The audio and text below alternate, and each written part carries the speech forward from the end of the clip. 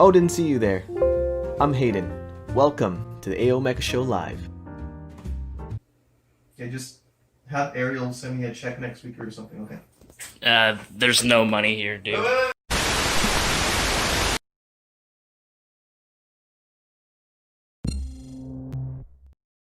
Oh my God! Did he actually think that he was gonna get paid for that?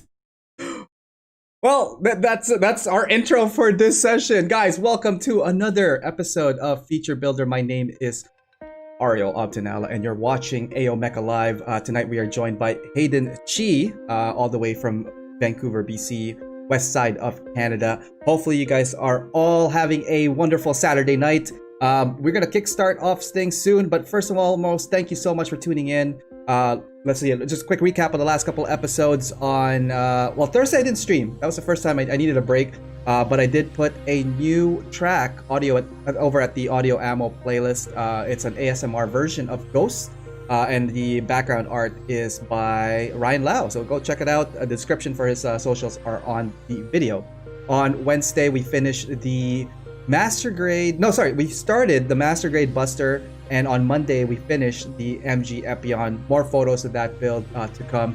And on Tuesday we did a drawing session. Wow, it's a busy week this week. Hopefully you guys are having a good December so far. I know the holidays are coming in now, and everybody's gonna be a little bit more busier. I do wish you guys the safest of all holidays, you and your loved ones, and hopefully you guys are taking care of yourselves during these crisis time. Again, our issue is global pandemic, and guys, thank you so much for the support and tuning in and hanging out with us tonight. We're gonna talk with Hayden, and the first time I met Hayden was 2018, and he corrected me on this because I said 2008 to him. I was like, I'm pretty sure we met in 2008, and he's like, nah, B, I wasn't even born yet. So he is one of our youngest guest here tonight. Hayden placed in a couple of GBWC championships. He did not win the top one, but he was up there, and I think he's going to climb it. The guy has a lot of big potential, so he is definitely someone that you guys will definitely want to follow in the future days to come. All right, let's see. Is Half ready? Let's go bring out Hayden. Let's go check him out. Hayden, how's it going, man? Pretty good. What the fuck? Oh, that's... Yeah, okay, let's get all the swearing out. Again, one of the youngest guys in our show so far. Yeah, we were talking about that, like, I think, what's your age right now, if you don't mind me asking? 23. 23. Oh, so I met you when you were just like, what, fresh of 21? Something like that? 21-ish, yeah. Oh my god, time has flew by. So that year, it was Anime Revo. It was, what month was that? It was like August or something? August, yeah. It's August, always. And that was your second time entering GBWC in regards to the competition, right?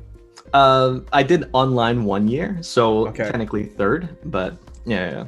Like physical location wise, because like Physical I think second, yeah, for sure. Yeah, 2017 was the national kind of like opening for Canada being part of the international competition. Yeah, and only Montreal had the spot for a convention to have like a live event that year.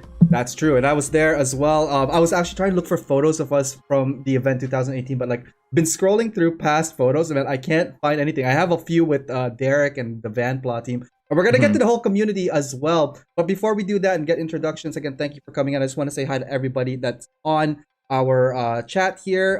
Let's go first with Twitch. We got Gemwolf, we got Wildsteak, we got Vince here, and we got Hero Law joining us. Believe it or not, I did a video series for Epion on my YouTube. That's awesome. Let's go over here to YouTube. We have Jonathan Velasquez and Jonathan Morissette.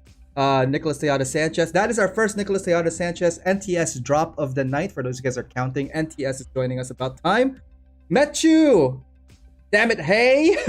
Get that swear jar. Oh man, we're gonna have a swear jar for you tonight. How is that gonna... Yeah, we were talking about how I have a swear jar, but I better get paid out from that, That video took a long time. I was gonna say a long effing time, but... Oh yeah, I was gonna say, he knows he's not getting paid for that, right? Like, he sent me this video. I'm like, oh man, like now I feel like I gotta send him something. We'll send you something in the mail for sure, and it's gonna be pictures of private stuff. We're gonna send that to you. All right. It's gonna Sounds be like fun. a plan. So thanks for joining us. You're all the way out there in Vancouver. For those guys who might not know you as well or want to get to know you, can you do us a quick kind of like history recap of you, your hobby? Maybe are you working or you're at school right now? I'm still in school right now. Yeah. Okay. Well, yeah. Why don't you tell the world about Hayden Chi? Wow. Okay. I've never really like thought about this yet, but I think it's been like a very long time. I've been building ever since I was like I think 12 or something like that. But I think it actually starts even earlier in like China in like 2004 or 3. Were you born in China? Yes, I was. I was born in Okay. China. Yeah. And growing up like we would just like watch shows from Hong Kong, and then Hong Kong would always just play like anime and stuff like that, right? Yes. So I watched like a lot of dub anime, and I grew up with like super robot shows like Gear Fighter, like Dendo, Doraemon, all those things. But like I remember I wanted a toy for like one of the super robot stuff, and I told my dad like, okay, let's go get it. Right. And they're just all model kits back then. There wasn't like if you wanted to buy like a cool like Chogokin thing, you know, like a figure, Yeah. it costs like a lot more.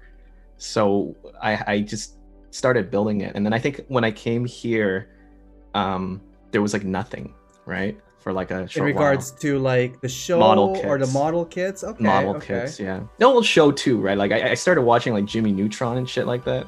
Yeah. And Swear then I jar. was like, you know what, yo, swear jar. Yeah, I'm just gonna like go on it. You know what I mean? No, go for it, man. This is Uh, a PG show. I yeah. don't think. I think everybody that's watching right now is very mature. So again, They're probably older than me or something, so it's fine. well, you're like what 23. Everybody else probably like double your age by now at least. But like the Yeah. thing is, like we also probably have a lot. This is gonna be more directed, I think, to the younger audience because like I want them to show like we're gonna get further onto that, like you know a little bit of like inspirational photos and all that because like you've done a lot of model kit making the last couple of years. So when you arrived in Canada, were there any like shows like that you actually like inspired you to continue modeling or like model making? Yes. So like at YTV at 10 o'clock, which is like the time when like you know good kids go to bed, the fucking bad kids would just watch like Bionics. And Bionics is on YTV. It's a television program where they would just air anime. So they Right. have Inuyasha, and I think the one that hooked me in was like, okay, it was Naruto, and then I had to wait like 2 fucking hours for Gundam Seed Destiny and Gundam Seed, and I didn't understand any of it. Like I genuinely did not understand what was going on, but I would just like listen to the opening songs. I think those were like the J Seed Rock, had banger songs. You know what I mean? Yeah, Yeah, like TM Revolution is like pretty fucking good, right? For me, it's High and Um, Mighty Color. If we were thinking about back in the day for that, Oh my god, that's Right? that's like this is a big age gap, and I'm already uncomfortable. Oh, don't worry, we're gonna make you uncomfortable throughout the whole show. It's gonna be fun. So, in Vancouver, growing up, like, were there any friends or like areas where you would change, like ideas or like hobby, passion, that kind of stuff, that kind of stuff? Yeah, like what happened is like at school I would play like Beyblades and I would play like Beat 'em on. Those were like anime stuff, right? But Beyblades back then you had to like put them together. So even then I started like building, model kits, even though I just tore them off the sprue, right? Right. I mean, like nowadays I still do that, but we don't talk about that. But Everybody starts from somewhere, that's for sure. yeah, like what happened after was like I went to a hobby shop in Metrotown here. There's a mall here called Metrotown. It's like one of the biggest in Canada. But there was a shop there, I think it was called Metropolis Comics and Toys. Since then they have moved like across the street and they're still around, they're still kicking. But I remember I used to go there while my parents got like groceries from TNT, and they were like really close like vicinity, right? So my dumbass would just be like dropped there for like 3 hours or something. Right. And I would just like window shop because obviously I'm a kid. I don't have money to buy like model kits and shit like that, right? So and it's an expensive hobby too, even today. Like Yeah. even as an adult or growing up, like you kind of have to Yeah. save and make sure that like your food and your shelter is taken care of before you could even get Yeah. model kits, right? Yeah, HGs were still like $20, like back then, right? I guess with inflation now it's like 20, it's like might be cheaper, but what happened was like I just did a lot of window shopping there, and I looked at model kits. There were like cool dioramas there. Now I know it's built by Johnny, the owner of the shop. Oh, right. But back then, yeah, I remember looking at like what was it? It was like a aqua like mobile suit, and it was just like rusting, and I was like, oh, that's so cool, I want to do that. So I begged my mom to buy me a Destiny Gundam high grade for Christmas.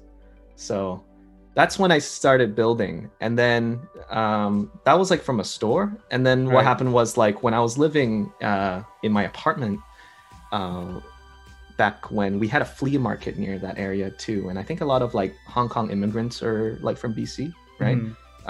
They like, you know, migrated here, so they have a lot of model kit stuff, and I noticed that they did, and then I bought an F90 old HG kit. Okay. And I remember I learned about counting sprue runners because I opened the kit back home. I was so excited to get started, and then it was missing like 2 runners. I went is it back. a knockoff, or is it's it not like, a knockoff? It's are you real. Sure? Like, I don't know, man. It's just Bootlegs sheer like it's just sheer like incompetence from the from the dealer. So he wasn't a dealer. I think it was just like some old auntie selling like his grandson's like, or her grandson's like collection or something. Oh, so they must have been started or opened just to inspect. Or I have something. no idea, right? So like I went back, and then they didn't have anything else. Right. So I was like, well, shit, okay, what can I have? And then they're like, do you want this? And it's like a Bolt Gundam high grade. Okay. And that's like and that's technically like my first one. But I remember just those 2 kits were like Your a first big part couple. of, yeah, my first, like it's the 1 or 2 that I started with. Nice. Yeah. We're gonna talk about a lot of your newer stuff, and obviously like this things you've learned. We're gonna get to the slideshow in a second, and you were showing me something earlier on that you were going to talk about your soju. What's going on there, man? Oh yeah, so I got chum churam. I don't even know what that means, dude. I'm not Korean, but I guess I'll take a swig. All right, I'll join you tonight. Tonight is Saturday night. I have a Woodhouse Brewing Co. here. There's a stout beer, so cheers, buddy. Cheers. Okay, it's soju, so it's not that bad. So yeah, it's a Saturday night. We're changing it up a little. I after today, man, I need a friggin' drink. Been a long day on my end because this guy here took forever to prepare. No, I'm just kidding. He was actually on point. You gave me like a week, dude. You were like, yo, bro, just do this, do this thing. And also, I want you to be on a tub with like Gundams all over the place. Yeah, it's like unreasonable request. No, I did it because it was fucking fun. Oh, it was awesome, man. I was like coming back from my run, and I'm like, oh fuck. All right, it's time to do this. Bless you. And on that note, let's go to the slideshow. I have like low key allergies to COVID. alcohol. We got it. So this is my very first airbrush kit. And so in BC here, like I basically grew up with a gang of like builders here in BC, and it's Vampla. And Vampla like started off like long time ago. I think it was like 2010, 2011, something like that. But anyways, I met a good friend there and mentor, Derek. And Derek actually taught me how to part separate this model kit right here that you're seeing. Are we going to go through the photos, or do you want to talk about this for a bit? Yeah, I'll talk about it for a bit. Sure. Yeah, and like what happened was I wanted to do a 2-tonal thing, like opposite color thing. So it's like orange and blue. But then I put on masking and stuff like that. So over the years, I've lost the pieces. So you see that there's no arm and there's no like skirt. It's because I've lost it, because I kept moving. You know what I mean? So it's an old relic. But you see the chest, it's all like fucked up, and it's because I used to watch like this show on YouTube called Pramo Tsukuro, which is like Japanese model builders. Like pro builders building their model kits and stuff like that, right? And they use enamel thinner to get rid of their panel lines because it's enamel paint, right? Right. And my dumbass was like, oh, Testers has enamel thinner. So let me get on that. And like, I didn't top coat that. And also, it's all Tamiya. Oh, man. Water-based stuff. So then as soon as I put like the enamel stuff, it started melting. And I began to panic. And I'm like, oh... learning stuff. The gears in your head are turning, right? Yeah, and it was not a good time. But I remember I was entering this one for a competition too, like a long time ago. So Vampla also hosts their own competition for fun and everything like that. Yeah, we're gonna talk about Vanpla as yeah. well in the next couple of slides, because I think we got a segment just for talking about like how you got into it. For those of you guys who are just watching, Vanpla is one of the biggest communities out in the west of Canada. Also one of the oldest in Canada to be established as a Gunpla inspired mecha plamo kind of like community. And we're gonna get more into that in a bit. So how did you do in this competition after you entered this your kit here? I don't even know what to call it now. Your Frankenstein, your garbage. So like what happened was I panicked after, and I was like, okay, I'm gonna add like some stars or something like that, some galaxy effect. So then I took like white paint on a piece of like brush, and then what I did was I just like started like spraying it, right, and then it just looks like even worse. So I panicked more, and then I threw it away. So that's why the arm is like gone and shit like that. But this was like one of the learning experiences that I came to realize, like, no matter what, your first kit will never go the way that you want. Oh, absolutely. And what, okay, so obviously this is like one of your earlier kits. What made you continue? Like, what inspired you? Like, hey, I'm gonna do better in the next one. I'm gonna continue doing the next one. Like, what kind of lessons learned did you take from this? I just thought that I fucked up, and then I just need to get better, because I have a lot of, like in the Vampla community, you see a lot of people you look up to, right? Right. So seeing them as a source of inspiration just made me want to, build better, and be able to, have a same level of discussion about theories and stuff like that with them was one of my desires. So, awesome. Well, so why don't we go to that journey? So let's start off with the next one here. So when I got this photo, I didn't even know where you were, but it's this little guy over here. I got this little. I got zoomed out a bit. Yeah, you're right here, aren't you? Yeah, that's me. Yeah, I think I was like 12 or 13 or some shit like that. Oh my god. Yeah. So the guy in the center there, very center, sitting down. That's oh my god, I'm feeling the alcohol already. Holy you're turning red, man. I do I turn red? I thought I don't turn red. Well, we'll see you in about 2 hours, and then we'll figure out if you're red or not. Yeah. Oh man. Usually like I have hot pot with my friends this year, and like I always drink, so my tolerance would be good, but fuck this year. Oh no, you are nowhere there, man. All right, let's go with this one. So the guy in the center there is Jason, and he's one of the reasons why like I had this community and everything, because I was remember I was telling you I was hanging out at those shops while my mom got TNT, like groceries and stuff, right? So like he would show up and he's like, hey man, you like Gundam? I'm like, the fuck, who's this guy? But then like we kind of hit it off, because he's like 3 years older than me, so he's technically like 14 or 15, so it's like kids, older brother look up kind of figure. Yeah, and he's like, hey, you should come to like this group called Monster Attack Team Canada, and it's run by Stan over there, the guy who's the third guy on the very right here sitting down here. That's and he's like a legend, but that's a story for another time. He's like just want to say shout out. I met Stan as well when I was out there. One of the most humblest, amazing guys. I had a good chat with him about his Godzilla experience, how he was part of the movie as an extra. So there's definitely some history back then for this guy. Yeah, it's amazing. He was in a Wonderfest hobby magazine in 2000. Oh wow! I didn't even know. I just like got it back last time, right? But yeah. Anyway, so like Jason recruited me into Monster Attack Team, and then what happened was like we met this guy named Nick McLean, and he started Vampla.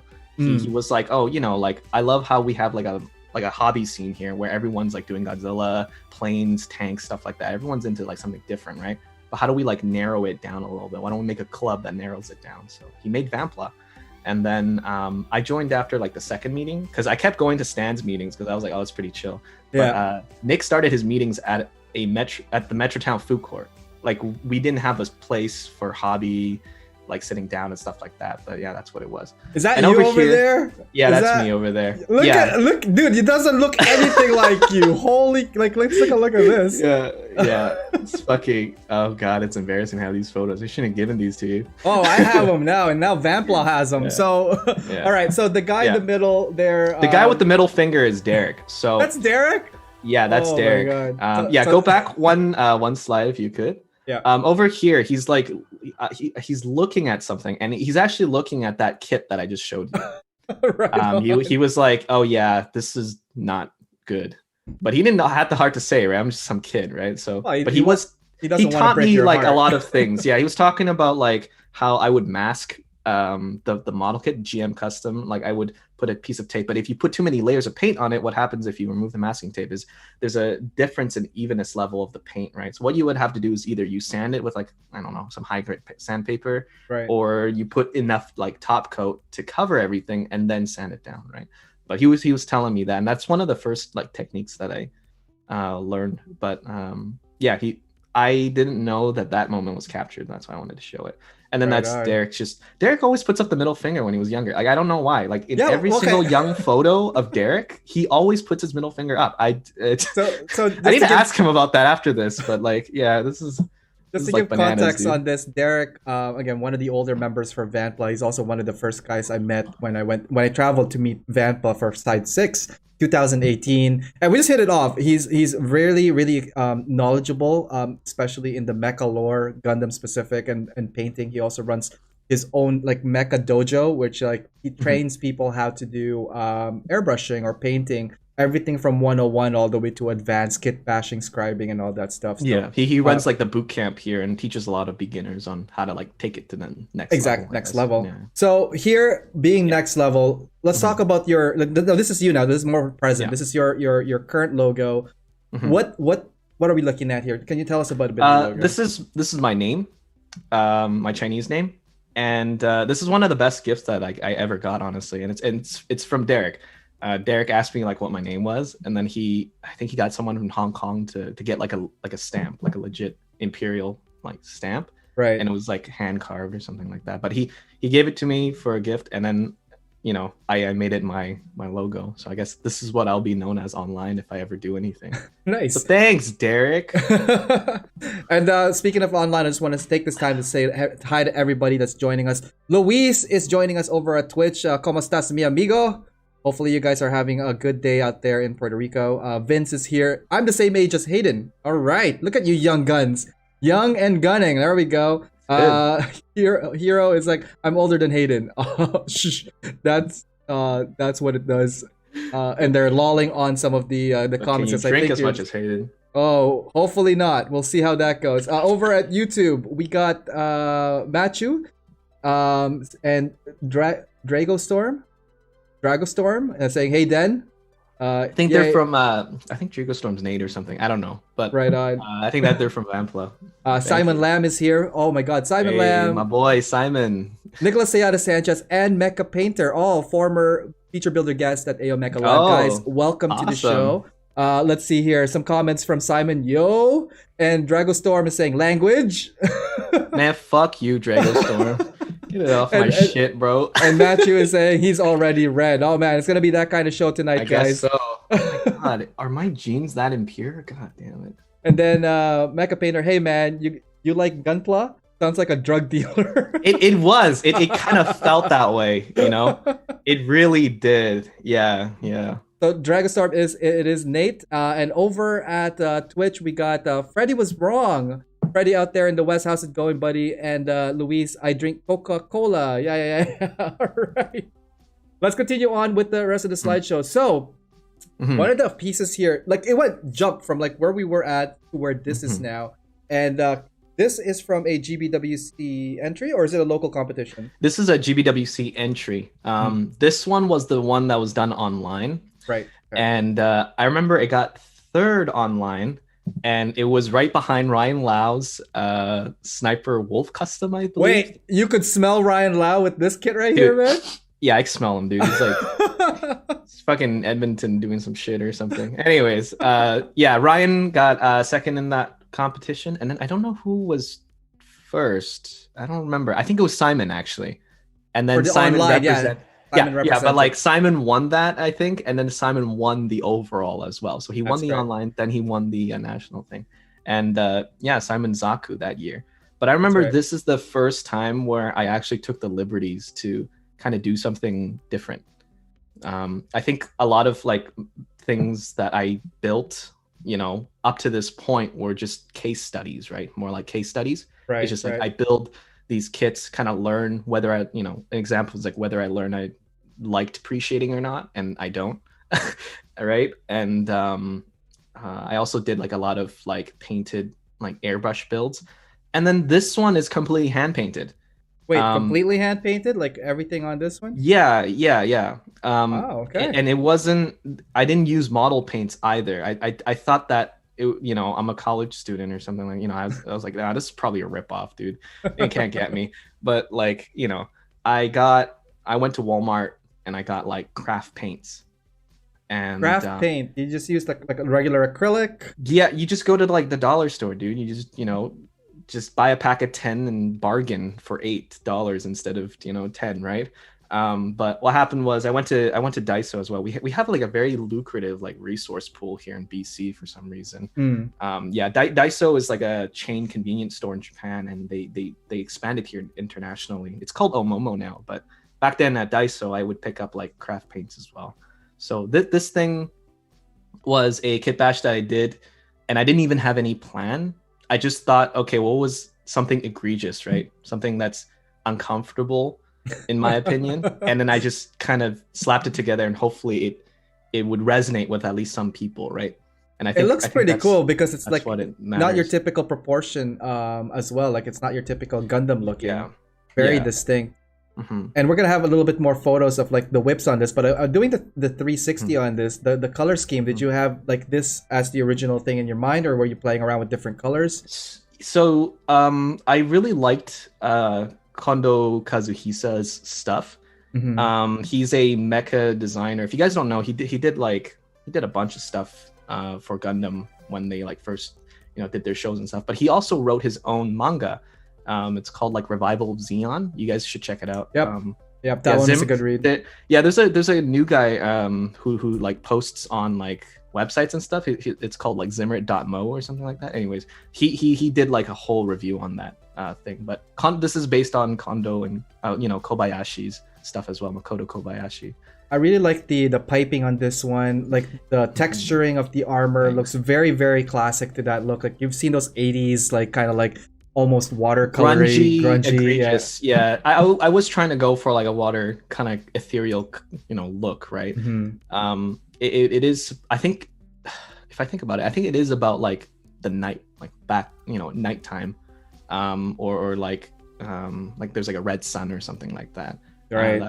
Yeah. So you kind of forced a little bit of like the light play on this as well, like forcing like where the shine and all that are coming through. Looking awesome, man. Mm-hmm.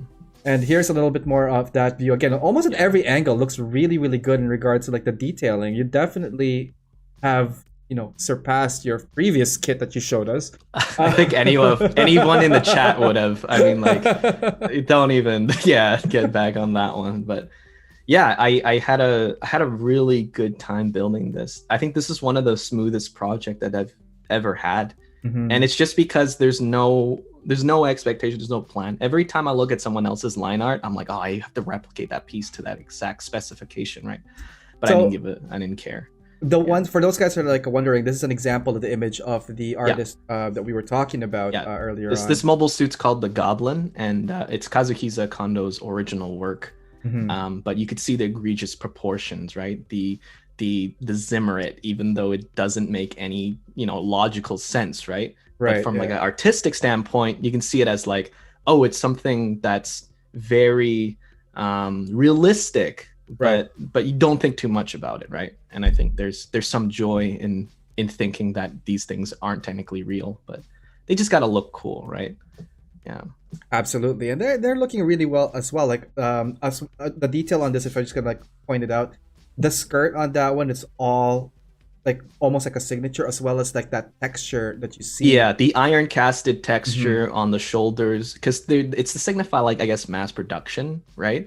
And then the Zimmerits down there is just kind of like a texture that kind of like attracts people's eyes towards it, right? And what I like about this one too is like the color tones. It's not like something that pops out like super vibrant in color. It's usually that whole like toned down, almost military-esque kind of feel. I've seen one where there's a zombie was like super green. There's one that's a goof that's like super gray. So a lot of like not so vibrant colors. Now, good choice on this one, especially for your inspiration. The next couple of photos here that we have are kind of like your whip, your work in progress. So why don't you talk us about like some of the stuff you did on this project? Yeah, so the other thing I decided to do was like everything that I have, I'll just use. I just use what I have. I'm not gonna go out there and like buy a specific tool to get a specific job done. I'm just gonna improvise and see how it goes, right? So if you look, yeah, close to this one. So I had a GMC, I think, what's it called? GMC Custom or something like that. It's a master grade kit, and it came with like these Kotoki shoulders. So I just slapped them on. The waist over there, like the big protruding skirts, flaccid object is this guy right here. yeah, that thing is actually the back of the Palace of Athene. So what I did was I just clipped off some stuff on the like waist, and I just turned it. Wow. Turned it, and I was like, okay, maybe this could work. And then the Palace of Athene's like skirt armor, the back became the front instead, and then I added the detail that Kondo had as well, right, where it's just like a like small texture little, like, and all that stuff to it. Yeah, exactly. And I went to a scrap. So like Vampla has a scrap yard. We call it the Vampla graveyard. It's just a bunch of scrap pieces that people don't want anymore and stuff like that. So I just went salvaging through there. The backpack is like a Dovin Wolf, I think, backpack, and yeah, it is. I just picked it up from like the Vampla graveyard. So that's why I mean, like, we have a lot of like resources. Parts. yeah. So you just randomly go out there and pick it. That's There's cool. some like smaller greeblies in this piece as well, that are from like aircraft and stuff like that too. So you just kind of put whatever you want into it, right? So that's the iron casset texture over there with the Tamiya putty. I was gonna say, like, so the Tamiya putty, did you dilute that, or did you use the 500? Like, what did you use for this guy here? I have a really bad habit of just like destroying brushes. I would just buy like $1 brush thing, and then what I would do is I would just like break all of them. Oh wow! And then I'll just salvage whatever like I can, and just piece it back together, or like what do you do with it? Like if they're broken and stuff like that, I also keep them because I feel like I might need to use it in the future, whether it's the metal pieces on the brush or the hairs. But then that's bad because you start hoarding. Like a degenerate, right. So then like you have no space to like display anything, right? So that's why my room has like nothing. I was gonna say your background is very, very minimalistic, and I dig it. Mine is like super loud with all these like flashing lights. You got Christmas lights, LED, RGB. Yeah, there's like an elf making a model kit back there. The whole works. Your background looks like a textbook. You know what I mean? Like a math textbook from like grade 12. All the neon lights and shit. Yeah. Oh my god, grade 12 for you was like my grade 12 is completely different than your grade 12 for sure. Oh, okay. Over here there are some really cool stuff. I want to talk about the wiring and the piping. You actually use copper as your piping for this instead of buying one of those like strings or like those springy things, right? Yeah, because if you really think about it, right, like if you think in the perspective of, let's just say, Kondo, right? And Kondo does make model kits, right? And when he's building, he's not gonna go to like Hong Kong to buy like the new scribers and stuff like that. They didn't have that stuff. They just had what they had. And I think building in that perspective, that's when you're limited by that. I think that's where creativity comes in, right? Oh, but absolutely. This is how long did it take for you to like do one of the pipes, man? I'm not curious. Just like circle? Not that long. So what you do is like you take a piece of like larger pipe, right? Like if you see in the back there's like a black piece of like on the very right there. Oh, right. On the very, very right. Yeah. I can't push that it little small piece. Yeah. But you see that. Yeah. So that piece became the unit in which the shape of the pipe is going to turn into. Oh, okay. Right. All right. So that one's not very malleable. It's more sturdy. And then with the copper wire, it's more malleable, right? So what I would do is I would just twirl it a couple of times, and then I would just push it into place. To squeeze it and all that. Squeeze it, yeah. So I'm not going to like take my time with it where I go slowly and stuff like that. I don't want this to be too neat, right? And it was supposed to be more like grungy, so that's why I decided to just go like, screw it, right? Speaking of grungy, let's talk about your base real quick here. Is this your first time doing a diorama, or is this like what's going on? This is really funny because considering that you had what was his name, DC-23. Don Cerutos. Yeah, so considering you had Don yesterday, I mean like last week, it's kind of crazy because I learned this technique from DC-23 actually long time ago. like when he still had his blog and stuff like that. But what you do is you just add like white glue, like white glue, like Elmer's glue, right? And then you would just add sand. So I just go on nature walks and stuff like that. So there's like sand somewhere, and I just pick that shit up. And then what I did was I just mixed it with that, and then I had like some clay that was already kind of like putting into a structural shape already, right? Nice. And then I decided to put the Gundam there because I already used the head, and I was like, okay, man, I might as well use the entire kit. Right? You know, if you didn't point that out, I could not even tell that it was that was the Gundam. Gundam, right? Yeah. No, that makes sense. Yeah, I totally get that. But I remember, what's his name? There's another guy, Gamera Banrei. I remember he did like a burying a Gundam tutorial on his like blog a long time ago, and I was like, okay, maybe I should do that too. So I just buried it underneath this like this stuff, sand and clay and all that stuff. Yeah, and the sand, what I do is I just apply it onto the thing, and then I apply it on the whole thing, and then afterwards I just wait for it to dry. Nice. And the texture looks cool, but the colors look disgusting right now, right? Like it doesn't even look like. Well, it sets the base, right? You're trying to set the tone for like there's some there's also some like large rocks and stuff like that. Later on, I just decided to cover it with like some more like what do you call it, like human parts made human made components. But yeah, you could just.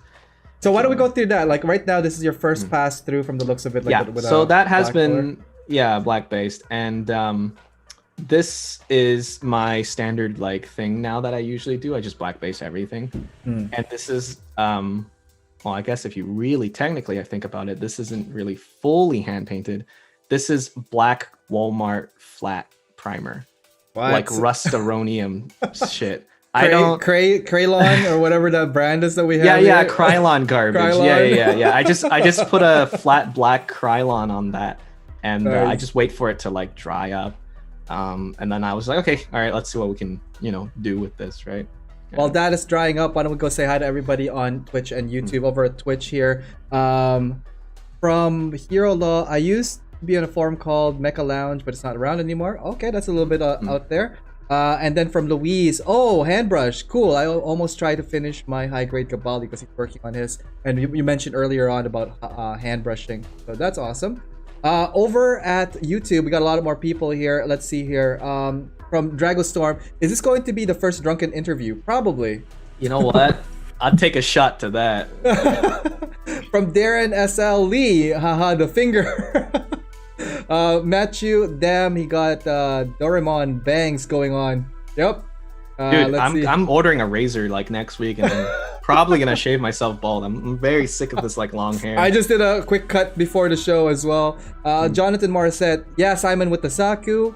Nicholas Diada Sanchez, being Nicholas NTS NTD. What are we gonna call him now? Nicholas Diada Sanchez. Oh yes, GBW 2017. It was a fun trip to Montreal. Oh wait, how could you have been to Montreal? You didn't go because we left your sorry ass behind.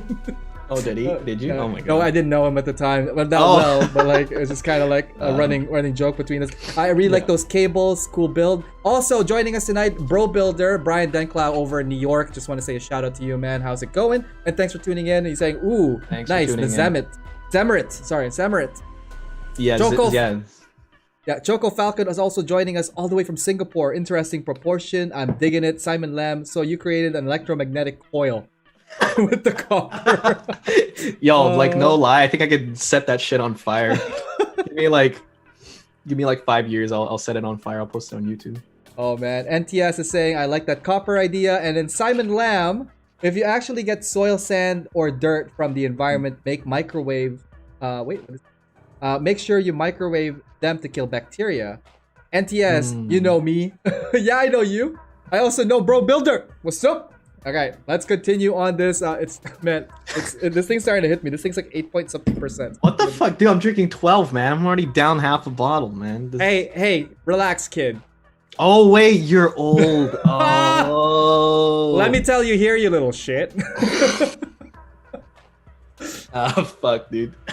Continuing on, let's see here. Now you've put a new color on this one. Again, are you still using the same Krylon? Same. What are we looking at here? I fucked with like random colors, so like I didn't really even have a plan.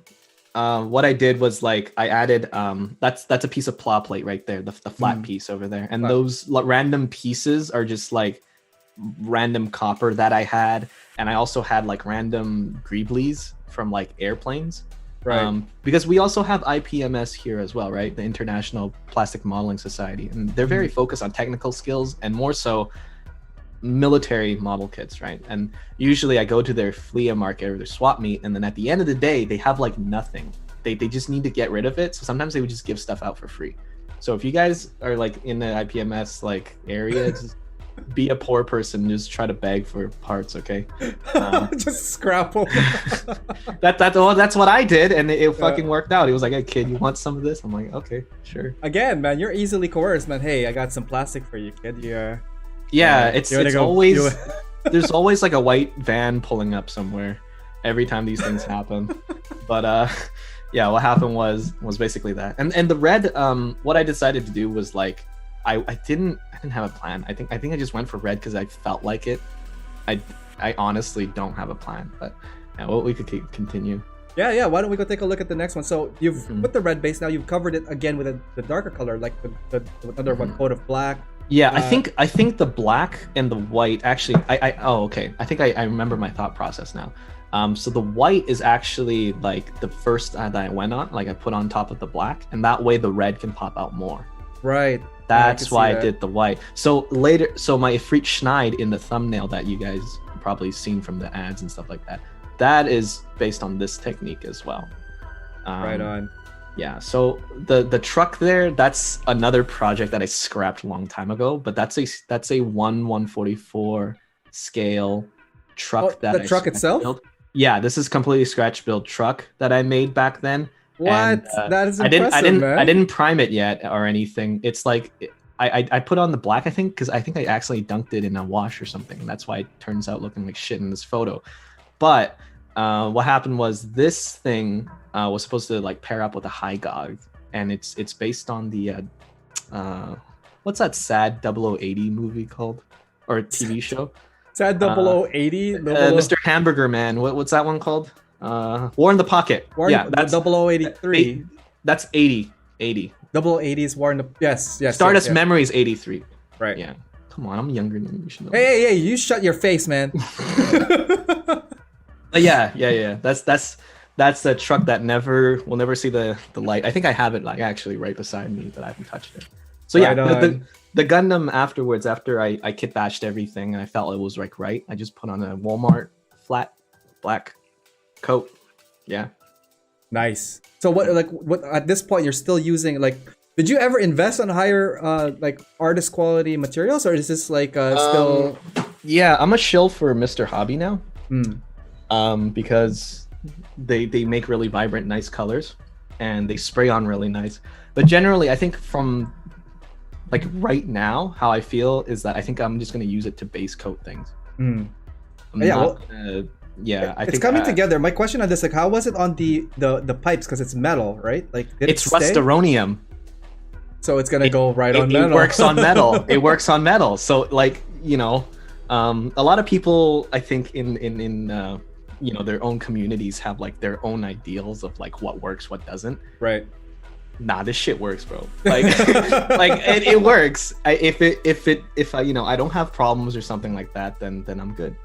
Right on.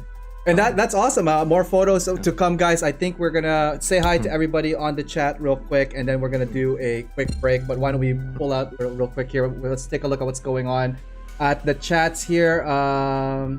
The Twitch is still ongoing, and from YouTube here, how long till Ariel gets called Boomer? Probably soon. Once I finish this bottle. There we go. Simon Lamb, I'm just gonna keep my mouth shut from the age discussion. And Tiaz is saying, ha ha ha. Oh man, look at these guys. If I'm a boomer, these guys right here, man. Not a bad method. Throw it at the wall and see what sticks. I'm quite familiar. So that's from Bro Builder. Again, you guys kind of have that same style of like, hey, let's experiment. Let's make it not look traditional Gundam, changing the parts and all that stuff. And that's awesome. I think like giving the kits a different proportion definitely attracts the eye, the attention of the audience. So again, good job on what you did for your entry here. Let's see here. Bro Builder, same here, because they're all 40s is the new 39. War in the Pocket is correct. From Matthew, he is so red. I am Bro not Build- red. I am nationally declaring that I'm not fucking red. Oh shit. Kind of does look red on the camera. Yeah, you are. So I'll go on a piss break or something later and I'll check. God. Okay, from Mecha Painter, I use primer from Home Depot all the time. Oh, I didn't know that. Yeah, see? Am I the only one enjoying AO being burned? Come on, guys. Night's still early. We got a few more sets to come. But anyways, speaking of community, guys, this is the community that we have here on YouTube and Twitch. Thank you so much. And we're going to talk a little bit of Vanpla, a little bit more on the Vancouver side after the break. But yeah, tonight, if you are just joining us, we are joined here with Hayden Chi, all the way from Vancouver. We're going to take this quick break, and we'll be right back after these messages. Hey guys, thanks for tuning in to the stream, and hopefully you guys are enjoying the show so far. I just want to let you guys know about an amazing online community that I'm part of, and it's called Side 6. Here, you will find like-minded modelers and hobbyists who enjoy the mecha and gunpla genre. We encourage posting of whips, projects, and tutorials to help each other move forward in our hobby and in our community. We are always open to new members of all skill levels, so come check us out at facebook.com/groups/side6. We also have an Instagram where we feature members' works, and you can find that at instagram.com/side6_mecha. For all new club information, resources, and news, you could check out our website at www.side6.club. All right, let's get back to the show and see what's going on there. All right, welcome back, guys. My name is Ariel, and you are watching a feature builder episode here at AO Mecha Live. I think Hayden just went for a quick break. He's still not back, so you're going to be chatting with me for a bit. If you are just tuning in right now, we are joined by Hayden Chi all the way in Vancouver. So a couple of announcements for the show. This coming Saturday, we have a new feature builder, which will be our mid-season kind of finale. I'm going to be taking a break after this 18th, and then we'll be returning with a feature builder episode January 2nd. And I think I'm pretty sure I have all of January's guests all booked up, so don't forget to check that out. Also, new audio ammo track was released today. It's an ASMR version of Ghost. Please feel free to check that out over at YouTube, youtube.com/AOMecha. If this is your first time here, thank you for tuning in. Don't forget to hit that like, share, and subscribe. And in your case with Twitch, follow. Really appreciate that. All right, why don't we go and see what Hayden is doing now? Is he back? There he is. Yeah, I just took a fucking piss. I'm All not right. red. Jesus. I'm like kind of orange, but that's not. That just makes Hey, me. we don't see colors in our show, okay? Just Oh, to let okay. you know, you're quite you, in a sense. My camera is just auto corrected to red. Oh my god. Let's see here. GDX9902. I know who that is. That's Derek right here. Beer. Hey. I got my scotch here. Oh, it's a drinking man's game Yeah. now. The night is still young. Everybody's cheers to everybody that's joining us. It's a Saturday night, so let's Yeah. do a little bit of cheers on that, Fuck. guys. So drinking with kids again is always fun. So let's continue on. Okay. With, That's illegal. You should go to jail. Okay, so we have finished your first online entry for GBWC. Yeah. And sorry, I'm just gonna scroll. I'm going backwards here. Dude, doesn't matter, man. None of it. Did we go like weirdly? You out went of order? backwards. You went backwards. So yeah, you just keep. Yeah, there you go. That's There we go. the new thing. All right. Okay, so we're back on We're the show. like, what the Welcome. fuck? I know, right? Like you gave me this in order, right? Like I didn't change anything. I gave this to you in order. Yeah, I think it makes sense. Okay, Yeah. yeah, it makes sense, more or less. All right, Yeah. so Vancouver, we know that again heavily influenced with the native Inuits and all that stuff. Right here is we were talking about this yesterday, kind of like your inspiration for your next build, which is for another GW. Can you walk us through the inspirational images we're looking at next? Yeah, so this one is called the Raven and the First Men, and it's a sculpture done by Bill Reed. If you guys don't know who Bill Reed is, I implore you to check his shit out. It's all amazing. Right on. Yeah, and he's a very prolific artist and sculptor here in BC, and UBC has a museum that has a lot of cultural heritage and stuff like that, right? And Bill Reed's sculpture, this specific one, is at UBC. And my first time seeing this is when I was I think grade 5. We were learning Heidi culture, and I was, ever since then, I think I was really inspired by it. I think when I'm coming up with ideas for Gunpla, for GBWC, I remember saying like, if I wanted to represent Canada, it should be something in the veins of, Native American art. Right? There's a question here. How big is that statue? Do you know? How Big is as it? fuck. It's like 2 it's like 2-3 meters, I think. Okay, there we go. I was gonna say, give me an actual measurement, It's not beautiful. just words. It's beautiful. If any of you guys in chat ever come to BC, check this shit out. It's really amazing. Right on. I keep pressing the wrong button. There we go. So another statue again for this one here that you mentioned. So this one more people would know about, assuming you guys ever came to Vancouver. And this is the one at the airport. It's stationed at the airport. You can still see it till this day. This is called the Spirit of Haida Gwaii, or Heidi Gwaii. And this is also done by Bill Reed. Right on. And I remember seeing this too when I went to Vancouver. Yeah. I read this. So each, Raven, the First Men, and the Spirit of Heidi Gwaii. It's all they're all stories, and I have read them before, and they're very all like hugely symbolic, like metaphorical, and there's a lot of like interesting things that you could take away from it. But it's really inspiring to me because there's also some consistency in its fundamental designs, right? So I started learning how to draw these it's called form line art, and I started learning how to draw them properly, and you can see if you learn how to draw them, you slowly start to understand like what kind of context that these people lived under. Right. And I think that's very fascinating. Maybe I'm not qualified to show how to do form line art. You're just gonna have to trust me that it's like kind of cool. Why don't we go to the next slide? This is like an art inspired project. This is your GBWC 2018 now. Yeah. Right? Yeah. Oh, 2017, 2018. 2018. Yeah. So by this point, I was reading up the stories and stuff like that, right? And I was also really into G Savior. Like everyone shits on G Savior, and it is bad, but not a lot of people know that there's video game based on the G Savior thing, right? So, and also all the designs in G Savior were done by Kunio Okawara, the guy who made the original Gundam and Zaku as well, right? He also did Seed. He did everything. Like even till this day, he's still like a really prolific designer, right? The photo I have attached here, this is done by Tatsu on Pixiv. I don't know the guy. I don't know, but I saw it. This is the I Savior. This is not the G Savior.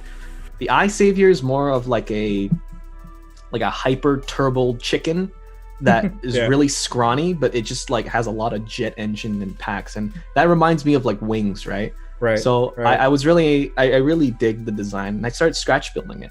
So the basis frame for this model kit is actually a Barbados. No grade. Interesting. Okay, so it's a 1/100 scale for this, or like a high grade? This is a no grade, so 1/100.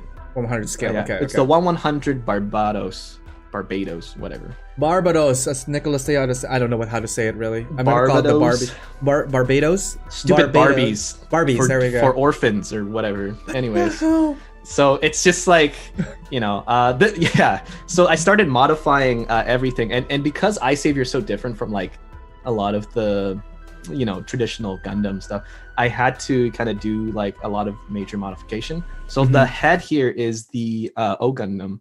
Or is it called O Gundam? I forgot. It's the one from 00. So it's the Gundam O Gundam, the Gundam, original right? RX one. Okay. Not the O Gundam. Yeah. Right. So, I also, throughout my build, I remind myself it's more and more going to be looking like a Raven, because I wanted to replicate Raven in the First Men. So, my Jason actually came up with the idea like maybe you should call it Raven in the First Mobile Suit, which is what I did. Interesting. Right? Okay. So it's like a Raven trapping a clamp, and the clamp inside has humans in it, right? So anyways, I started putting on giant ass like binders and stuff, and I started putting like Dunbine kind of like veins on it. Yeah. And it's not supposed to make any fucking sense. Like this is not a biological thing, but it's not also a purely mechanical thing, right? I wasn't really thinking like, oh, in reality, is this real? Like that's not what it's about. And I just want to make something, right? Yeah, and it's looking awesome again with changing the proportions, giving it a different silhouette altogether. Let's talk about the details on the back of the what do we call this? Like it's not a tail, but more like what, spoiler, fins? Yeah, the whatever this is. Like I really am not a very technical person. I think I'm not. Whenever I build something like that, I just kind of put things, and I kind of feel like, oh, what's right at the moment, right? What feels right at the moment, right? Mm-hmm. And I just remember I had like a bunch of greeblies, and then I just kind of slapped them on, and then I'm like, okay, I'm just gonna rearrange this to this and that and that, and I didn't really care whether or not like it made any sense, right? So those are like airplane binders. That is like the foot of the Strike Freedom, I think. Right. I never bought a Strike Freedom. I think this is from like Derek's, like the Vampla graveyard, right? So, and then like there's also like just a bunch of other stuff that's on it. But yeah, they're turbines. Yes. Right on. And the shape again, very so much inspired from all the image. shapes here are they're not from model kit, right? They're from like epoxy putty, basically. So scratch built a good chunk of these. Yeah. There's no Barbados unless you see the arms, right? Mm-hmm. And the arms at this stage still looks like a Barbados arm, but everything else I kind of like there's Barbados has like attachments and stuff like that, right? So what I did was I just like kind of put a plot plate over it, right? And then I just kind of made the general or like bigger shapes onto it. Yeah. So let's see here. The next piece is here, a little bit more added details. I want to zoom into this guy here, the back of the yeah. That's really cool, man. What, like, I didn't even notice that from the final piece, but like let's talk about the back here. So yeah, I'll talk about like how I don't understand composition or showing details at this stage, but I just wanted to put like something to be like, oh, listen, do you get it yet? This is Native American art. This is this is from the thing. So I got I found a design online, and I basically just cut it out. And then using. Are these all plot right? plates? Okay, they're plot plates. Yeah. And did you manually cut it with a knife, or did you get some kind of? I wish I could use machines, but I talked to like Young, and if you guys don't know who Young is, he's some old judge guy. Anyways, that fucking guy told me, hey, you can't do that, and I'm like, okay, I can't do anything, right? So it's taking more and more shape. You're adding more details, more plaster to it. The foot, I started like just going off rails, right? Mm-hmm. The foot, I just decided, you know what? We're just gonna go full Raven. This is more like Dunbine style, like Aurora Battler Dunbine kind of thing. Right. And the arm on the left side is like corrupted. And this is where I start to understand that like if you're trying to tell a narrative, you have to be stupidly clear. And you have to tell them this is what it is, because if you don't explain it, they'll never understand, right? And this is what happened from this experience that I had while building this kit, which is that nobody fucking understands because I suck at telling the story, right? But it's kind of cool detail. So you went in there. This is putty. You use like scalpels and all that stuff. Yeah, so that's epoxy putty, and then basically once it's half dry, it's to me a quick setting type. So after I lathered it on, it's half dry. What I start to do is I take like one of my favorite tools is actually just like a needle, like one of these things, these push pins. So you use the push pins, and then you just go down. You just start making veins, streaking it, putting more veins. If you want to spend more time, what you can do is you can add more putty on top and then make into another direction after the first layer has completely dried, right? And the rest of the armor here I'm looking at, these are all plot plates as well? Yep. That's they're all hinging on the Barbados frame. So from the Barbados frame, everything is just kind of like, collapsed into it. Yeah. Right on. So here's another set of like a zoomed in version of like the back of that Raven. Yeah, more clear like photo from here. But as soon as you strap it onto the middle binder, in its ass, right? It's not gonna. You're not really gonna see it unless you're in there in person, right? Actually, taking your time and looking at something. And that's what I guess we will miss from like live in-person judging, because you could only show so much on digital, whereas if you go into into live competition, you get to see the textures, the execution, the details a little bit clearer, and all that stuff, right? Yeah, so, exactly. Yeah. How do you feel about going into local competitions? What do you enjoy the most when you go there? I think I enjoy seeing everyone else's work, because you've basically trapped yourself for so fucking long on your own project, you really want to see like what other people are doing, and Right. especially like if you're surrounded by a lot of creative types, right? Then you get even more inspired, right? So I think the reason why I built model kits for so long is just because there is a healthy group of people here in Right. Vancouver that are that do really amazing work, right? So seeing that that wants me to kind of like kick it up a notch, right? Speaking of kicking up a notch, the next slide here, this is now the Leo, which is Yeah. part of the whole story as well that you're doing here. So Yeah. what can you tell us about the Leo build? So the Leo is supposed to represent like one of the divisions in the story where they're trying to run away from the the clam, right? And technically it's on, I would say it's, if you guys were to easily put it in like a good and evil terms, the Leo would be associated with the Raven, right? Working together. Right. And for this one, I really like totem poles. Like, I really love totem poles. So what I did was I decided to inscribe the entire kit into wood texture. Wow. Yeah, I was gonna say it's like textured. It's not like the other ones where it's kind of clean build. I'm just gonna go in and kind of like take a quick look at what's going on here. So it's kind of hard to imagine how this is gonna look like a wood texture, but there's like some photos later that'll show you how it'll look. But what I did was, with the Leo, I added the large giant raven, beaks. Right? Beaks and all that, like the eyes as well on the side of it. Yeah. And I modified the gun, so then we're back to the wiring thing, right? How you learn one thing from a build and you just apply it to another, right?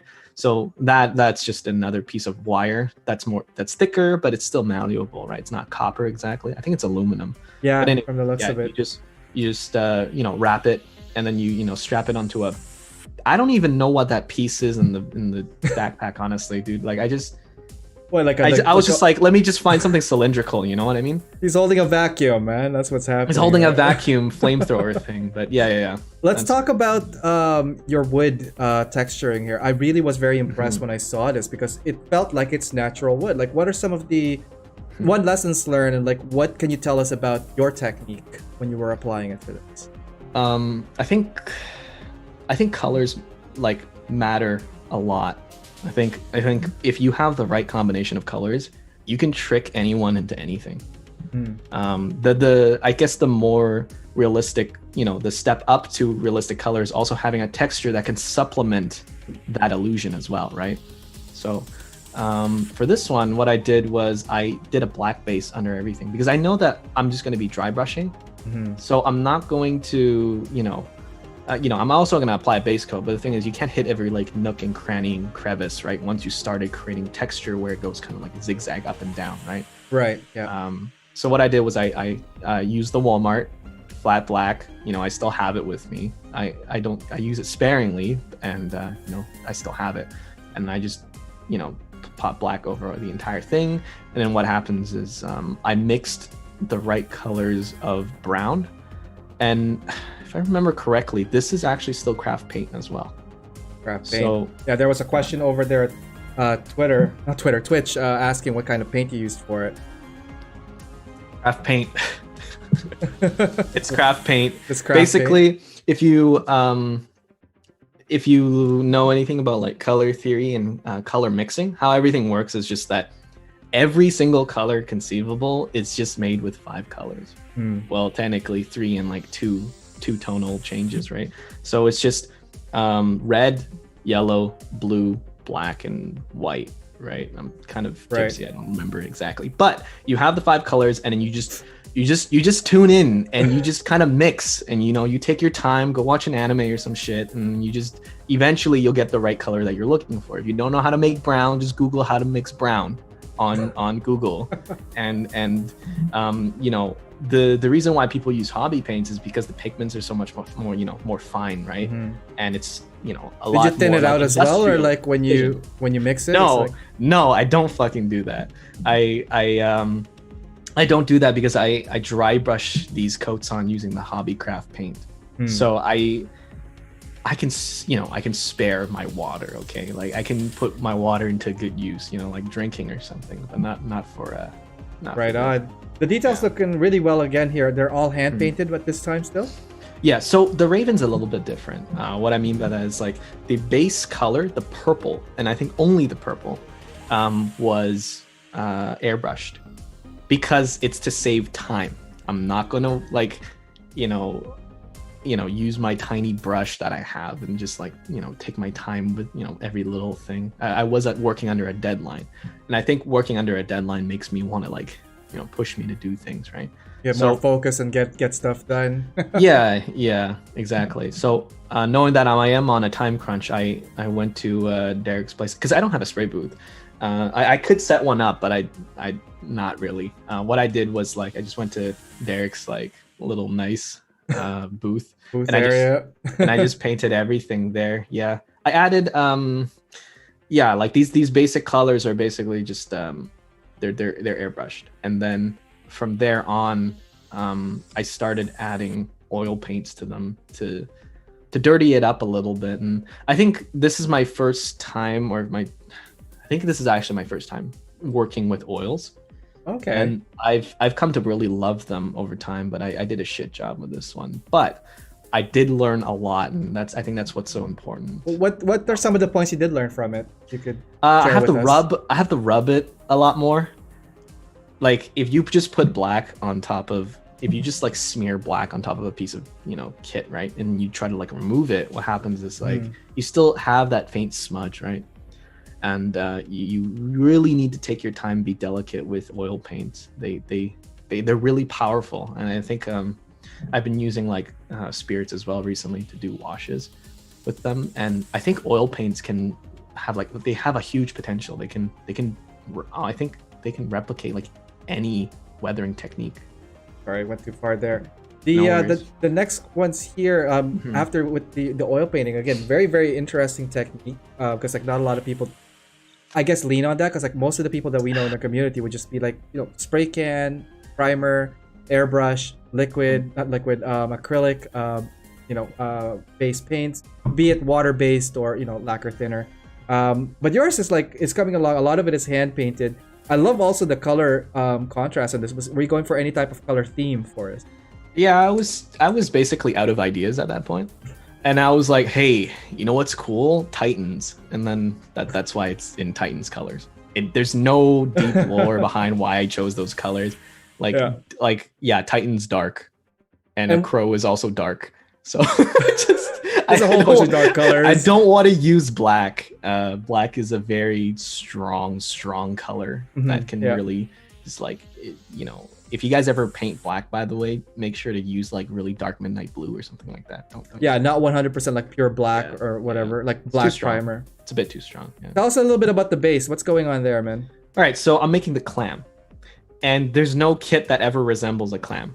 Not like it may be G Gundam, but G Gundam has been down the shitters ever since Bandai just abandoned it, right? Yeah. But what happened is this clam, I needed to have like a folding mouth, right, like this, right, two mouths, and I'm having a hard time like adding it into the base because the base was too small, right? But the thing is, I learned that if your base is too big, you can't create that composition that you like, and there's going to be too much free space, right?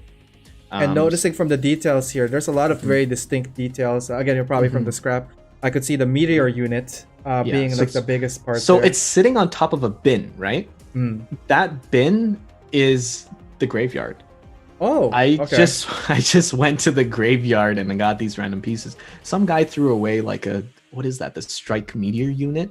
Yeah, that's that big giant chunk piece that you see on the base there. That's the meteor unit's like little, I don't know, base thing. I don't know what it's called. Right. I whatever. But like all these little other greeblies are also from the graveyard, and I try to find like pairs. I started finding pairs first, right? And then once I could find my pairs, I would just lay them down. Yeah, there's some from like the X Gundam. Yeah, X Gundam. I think that's a Strike Freedom like cannon or something. Yeah. I'm not very concerned with what the piece or what the what it actually is supposed to be. They're just shapes. At the end of the day, they're just shapes. You just work with them, right? However you like. Yeah. So the next one here, the clam, you were talking about. So tell us the concept of what's going on here. So this one is probably like my dumbest fucking mistake ever, and I want to rip I want to rip this diorama apart and start again. But I'll tell you what it is. If you go back one, if you could, can you go back one? Sure. 1 second. Mm-hmm. So over here on the left side, you see that the piece also has like if you I guess there's Which like one? there's some putty in it, the left one. So that pink stuff is styrofoam, right? Or it's another type of like foam. It's insulation foam. That's right. That's what it is. And it's a lot more malleable. It's less messy than like typical styrofoam. But the after that I put on like some stone putty or stone clay that I got from the dollar store. Oh, okay. It's stone. It's just stone clay. You just use it's ready to go. You just add a bit of water to it, and then you just kind of like smooth it out with your hands. So it was a very like crafty kind of thing, right? And then I also added like wires, right? The coiled wires, if you see in the front there. There you go. It's becoming a signature, man.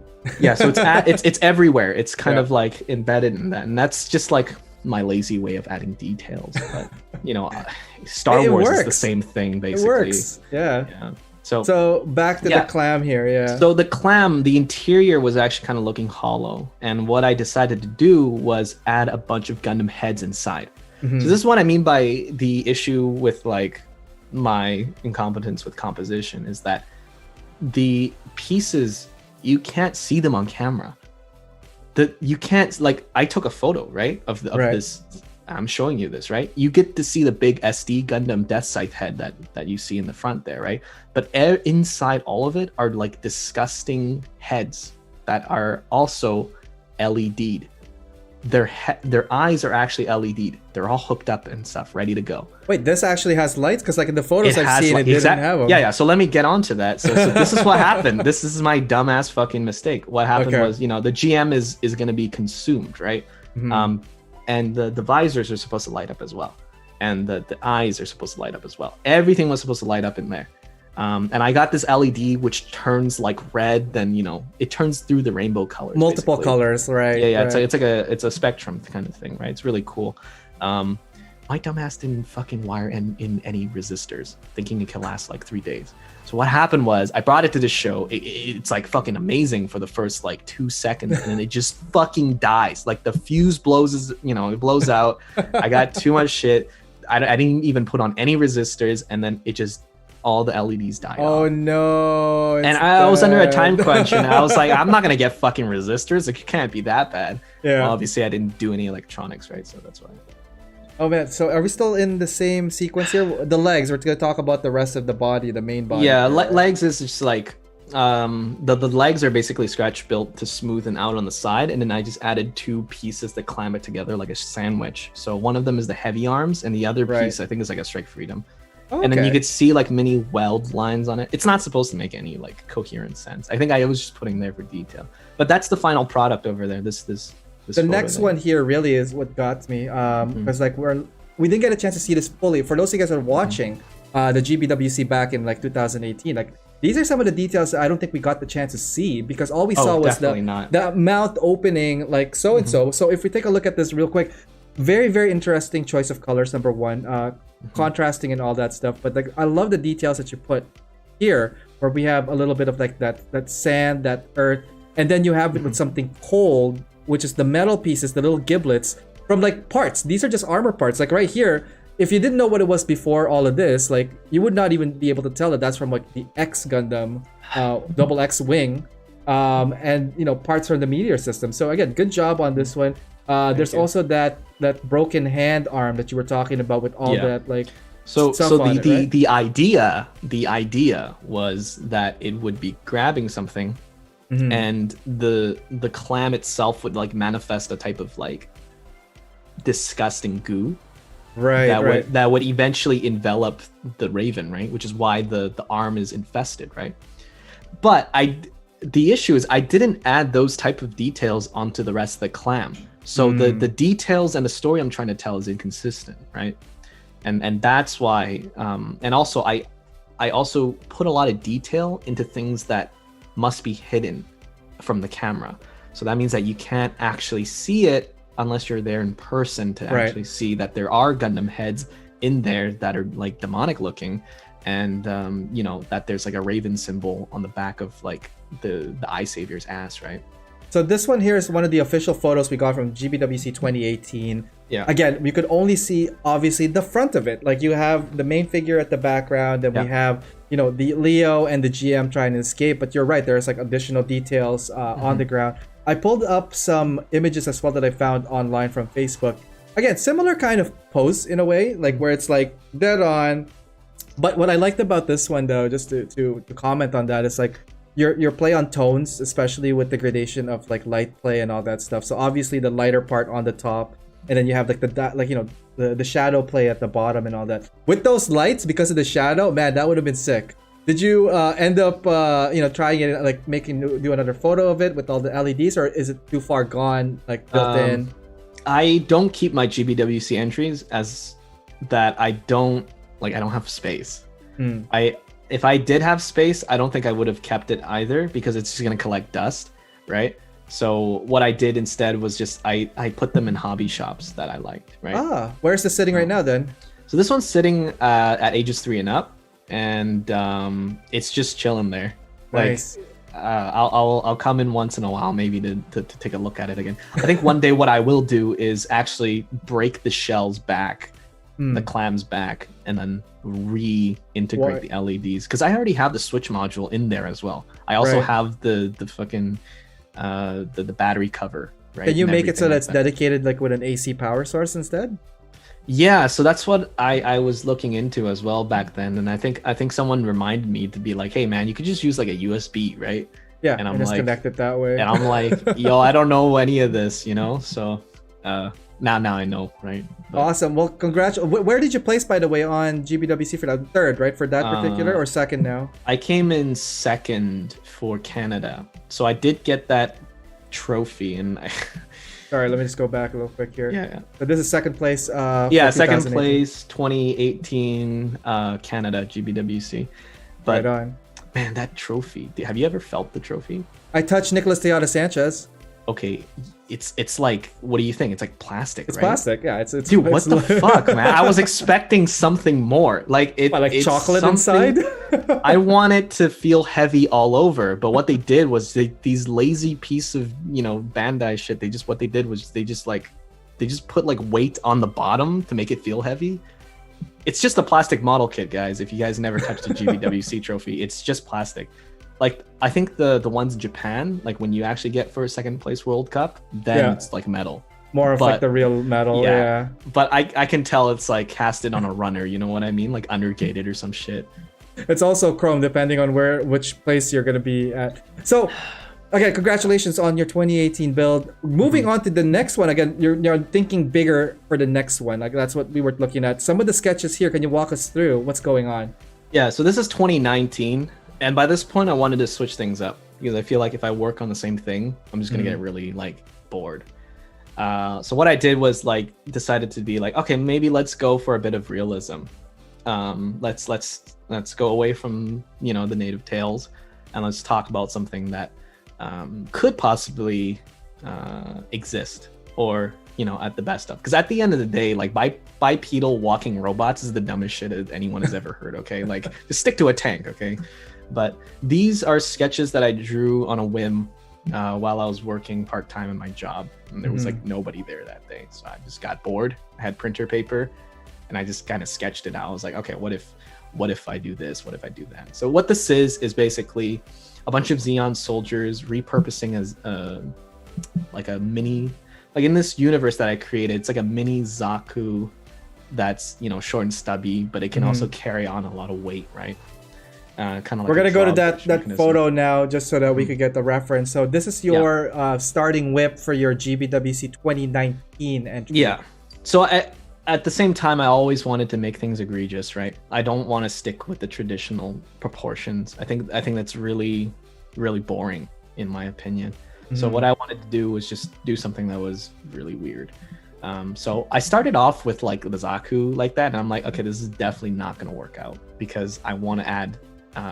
It's supposed to be a market, right? Xeon soldiers selling shit to civilians. Right. And what happened is I also like drew a poll that says like how many hours of stay that they're allowed to be in the market. Like if they exceed it, they're gonna get a ticket or something like that, right? And we're gonna see that as well in the final. We're gonna zoom into all Yeah. those details as well. Hang on, sorry, I'm trying to zoom into a bit difficult, but there we go. Tell us about the Zaku itself. That's going to be the prime model of this. What are some of the thought process and when you're trying to create the main figure? I try to create something bulky and short, kind of like an ogre. You know, I don't. You know, I think the reason why like fantasy characters have such different proportions is just so that like if you look at their silhouette, you can immediately identify, maybe even like understand what kind of characteristics this thing offers, right? So I decided to make everything bigger. It was a master grade Zaku 2.0. Oh, okay. That I got from a friend, and then he was like, okay, yeah, you can just take this. But I also thought that it was too slim. So I think I did end up using that head. I'm not sure if I actually did, but that head is a high grade Zaku instead of a to change the grade. proportion up, right? Yep. Nice. And the shoulders over there, that's a ping pong ball. What, the orange thing here? Yeah, that's a ping Wow. pong ball. I Creative. I thought it was too small. Like the shoulders that they usually get are way too small. So I decided to give that an an enlargement. Yeah, Looking good. Looking good. Yeah, but that's basically it. I just try to stick pieces on and then see like. How where about it the can take lower me. part? We got some putty going on over here at the feet, right? Yeah, so the feet over here are being extended. I use, it's my first time using a different type of material that I got from the craft store. It doesn't bond with anything. So what I had to do was I had to like score it so then the putty would like absorb that piece. And you know what it's the called? epoxy, I have no idea. It's the type of plastic that like hobby cement doesn't work with. Only hot glue. So Nice. Yeah, it's cheaper alternative. So that's why I did that. Working on the background again, this is getting a little bit more on the scratch building side, but not necessarily for the kit itself. This is part of the whole diorama that you're putting together. Yeah, so this is the rail system where people can sit or people can stand, right? So this part is just like making the rails, but so that's how it works. Those wooden pieces that where the figure is standing is just popsicle sticks scored, right? They're scored to look like metal. So I just cut the popsicle stick into like tiny little like even pieces, and then you kind of just stack them, right? Like I think the easiest way to replicate a quote unquote reality is just to simply do what they do, right? Yeah.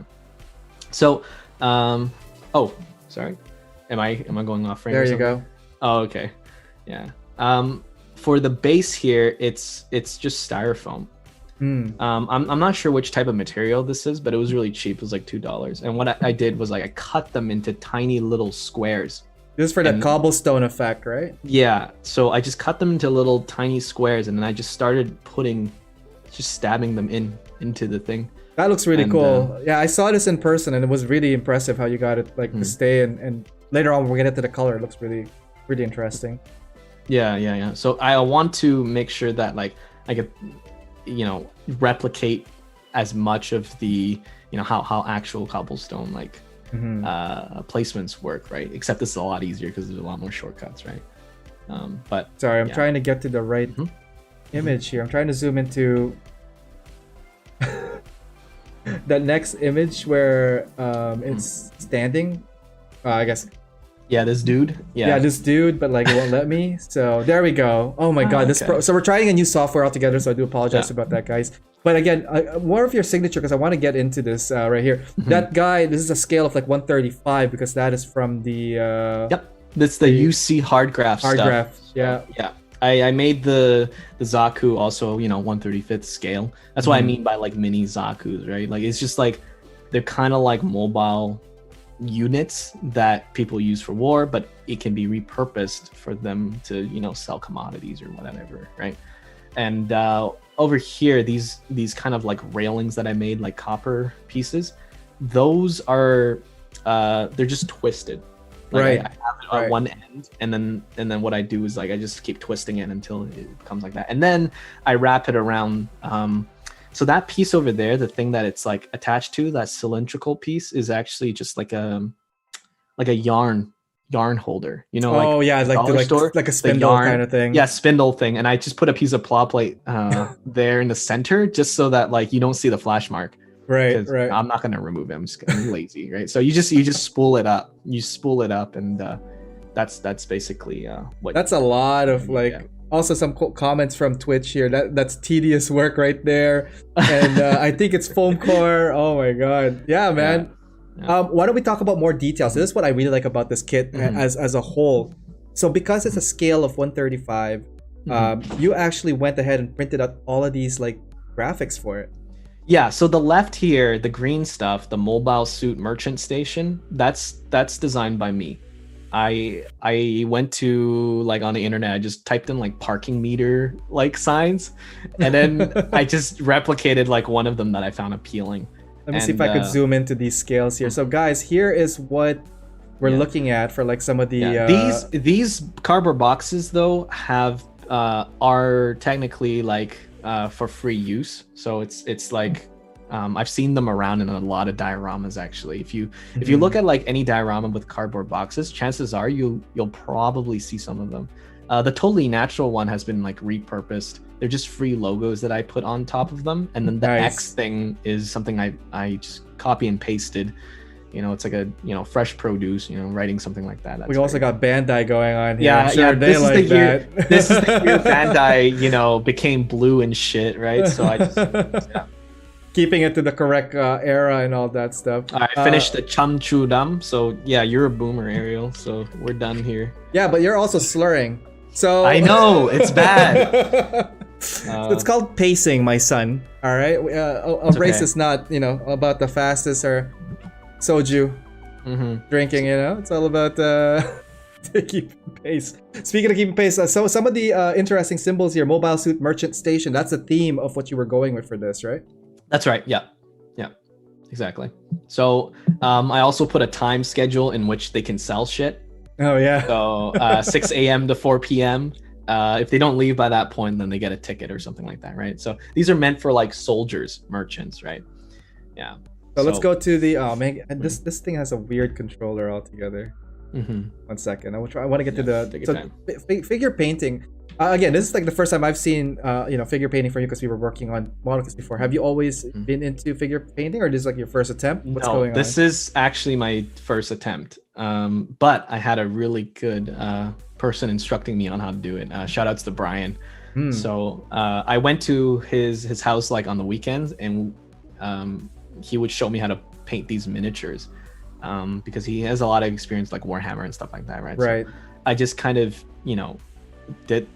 I just kind of did it, and then I was like, okay, maybe this will work, maybe this won't work. For those I guess guys that like have not tried figure painting like you have, like, and you being learning it quite early as well, what would you say are some of the stuff that people should look into or like watch out for, lessons learned when you were starting into this? I would say that you should really take your time and just kind of play around with color a lot too. And for like, by the way, this is not craft paint this time. Like I keep saying I use fucking craft paint, but this one I use a mix of like a really good quality craft paint. I forgot the brand. I don't know what it was, but maybe if I recollect, I'll tell you or something. But it's a combination of that craft paint and also Vallejos. Oh, Vallejos, yep. I know Simon Lamb uses a lot of Vallejos, so that's Simon's like a fucking god with Vallejos. Jesus Christ.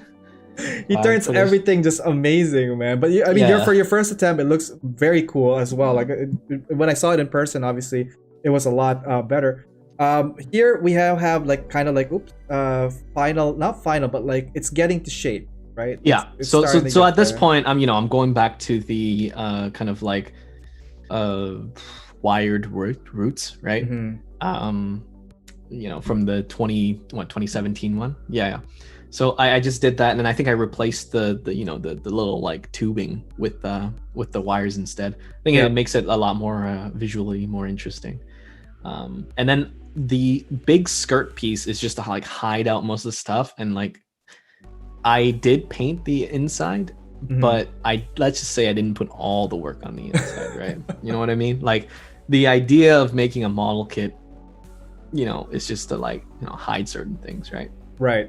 So over here though, it's actually magnetic. The whole compartment is magnetic. So if So you you could see the take 'em out. separator, if you Yeah. look closely at the separator, the piece there, that's just 2 magnets. Oh, no way. That is Right? cool. Yeah, so you just had to line them up. That is cool. And then super glue it into place. And then after that, it's easy detachment for like detailing or whatever that you decide that you wanted to do. Yeah. And again, with the foot now with a bigger Mhm. base, I remember seeing like you cut out kind of like a template for the foot, like the maximum shape of it, right? And then Yeah. you like molded the putty into place. Yeah, so that's what I did. I put the bigger piece and I put the putty down so then it can grab onto something, right? Hmm. And then they could just like stretch it, however I want it to. And then yeah, that's basically it. And there's a lot of like sink marks and stuff like that after from the putty process. And what I Right. can do is just I just put like putty right on top and then Just I to cover it. Yeah. Yeah. Nice. And also you could see the cobblestone there, the parking lot sign, Yeah. all starting to Yeah. come together. Let's Yeah. go to the next image here. Wait. Yeah. So you're getting So- more into the boxes and all that, right? Yeah, so I think this is actually one of the most fun like part of assembling this whole thing Mhm. are like the papercraft stuff because you're scratch building all the time, you're sanding all the time. Papercraft, you just glue shit together. So Yeah. so it's pretty fun. Yeah. If you guys could ever work with paper, do so. It's really fun. Yeah, so I just made up like a lot of boxes and stuff like that of varying sizes, right? Mhm. And that piece of paper over there is something that you can get for like $2. It's supposed to look like corrugated metal. I don't know how to say it. It's just Corrugated. like Yeah, Yeah, it's corrugated yeah, metal. yeah, exactly. So So here's an example of that corrugated metal applied to the side Yeah. of the Yeah. siding here. So the beam, I wanted to really like, the reason why I use yellow is because it's to like replicate that kind of industrial Mhm. kind of like like mass produced kind of beams that you find in a lot of like construction places. And it's right? also very vibrant. They need that so that's warning, right? Hey, there's something Exactly. here. Exactly. Watch yeah, out.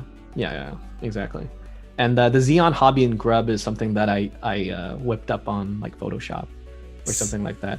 And that's just paper or like cardboard or what's It's paper. It's paper. It's cardstock. Cardstock. Yeah, a little bit thicker. And what I like about my printer is that it doesn't print on things properly.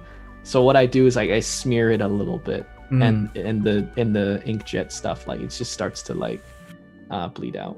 So let's talk about finer details, guys. For those guys that are in miniature, when I saw this in person, I had to like squint a little because it's behind glass, obviously, so we can't really like fully see it. But like, I was looking at this. What are we looking at on the table? There's cups. There's apples. There's like a jerry tank. There is like what is model kit boxes? So I'll play a little game. Which one do you think are from a model kit, and which one do you think is like something that I made from scratch?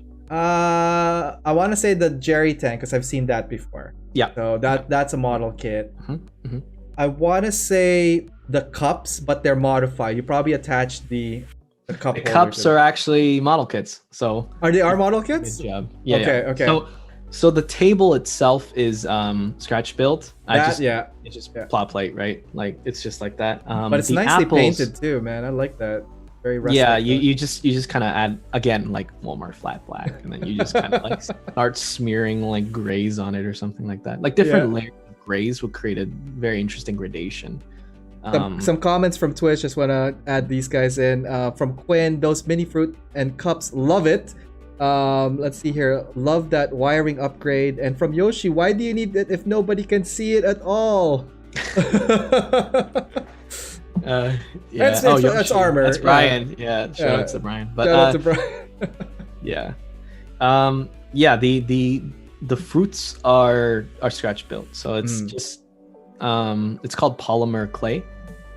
And what I did was like I bought a yellow one, and it was only $2. I still have like a whole pack to myself because I've only made like 20 apples or something. But because they're so small, right? They're so tiny. Just sell them in batches. Go to Etsy, paint all of them. You know, sell them for like. Probably do that. That's a great idea. But what I did was just like after the yellow pieces dried, I didn't prime it or anything. I just dry brushed red in a very vertical motion. So it started creating the illusion that it's an apple, right? Yeah. And because it's yellow underneath, that's like it just pops through in the veins and all that stuff. Yep, exactly. Tell me about the boxes though. I'm curious about that. You just print it on google.com and then you print it and then you glue them. So I think if I remember correctly, the bottom actually doesn't have anything. Okay. It's just the boxes. And then you cut them and then you put them together kind of thing. Yeah, and I picked model kits that were more like it's 1 year war based. So like the Origin Zaku and like the WAF or something like that, the Dom, right? Yeah. Let's talk more about the figures here. Now you're painting some of the this is a diorama piece, right? Yeah. So I was very upset that I didn't include that small Zaku in the final product. I think I should have. But I was messing around with it, seeing like what I could get away with. Right. I was thinking about it like holding a sign saying like how much it is, so people would know like in the marketplace. Oh, I want to buy that like life-size Zaku or something. Right. Like that, right. Yeah. Yeah. So these are the pieces kind of like laid out. The kid is like basically not done yet. He has like an existential crisis or something. I think they all do, but they're all just like laying there, a bunch of lazy workers that go, hey, you want to do some stuff today? I just waking up, bro. Hey, shut the hell up down there. I'm trying to get to sleep here. Yeah, it's all fucked. Like I picked these specific ones. Sorry. I didn't yeah. The kid is on the side there. He's just fucking chilling he's like a homeless person. Yeah. Shout outs to homeless.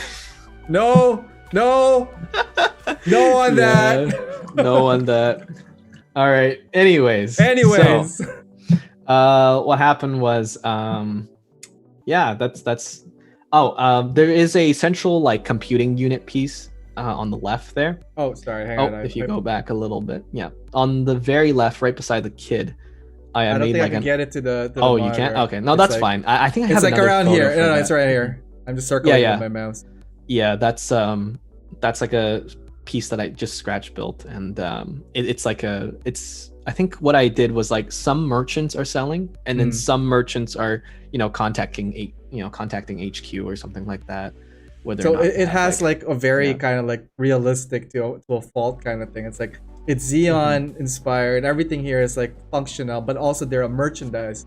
So it's kind of like remnants and then mercenary, retired, gone mercantile kind of story, right? Yeah, exactly. Yeah. Let's talk about the road. So again, earlier on, people are like, "Oh, it looks like foam core." Guys, check this out. Like this is what I saw at GBWC when I saw this thing final, and that's why I was gonna say, Hayden, you did a really good job putting this together. Can you run us through some of the stuff, the materials that you used for the final colors for this, and like how you got this this effect? So the illusion is the texture, I think. So what happened is after I put all the blocks into place one by one into a spherical thing, right? What I did after was I used what did I use? I used something like a metal brush, like something very rough, right? And I just started like stippling it. So it creates the cobblestone texture, because it's concrete, right? Like you're like that type of material where it kind of goes up and down, up and down. Yeah, it's not flat. There's gonna be chips. There's gonna be breaks, holes. Exactly. Yeah. So I did it consistently all over it, but with some kind of texture variety, because you don't want everything to be completely consistent, right? Right. Yeah. So after that, I did the same trick with the sand, right? And this time I actually went to a proper beach. I didn't just go to like freaking my local down the street kind of like work area. I actually went to a beach, and then what I did was I just started sprinkling it all over the crevices that I missed, because the thing is, like, if you have two straight pieces kind of like this, there's gonna be a gaping hole in the middle, right?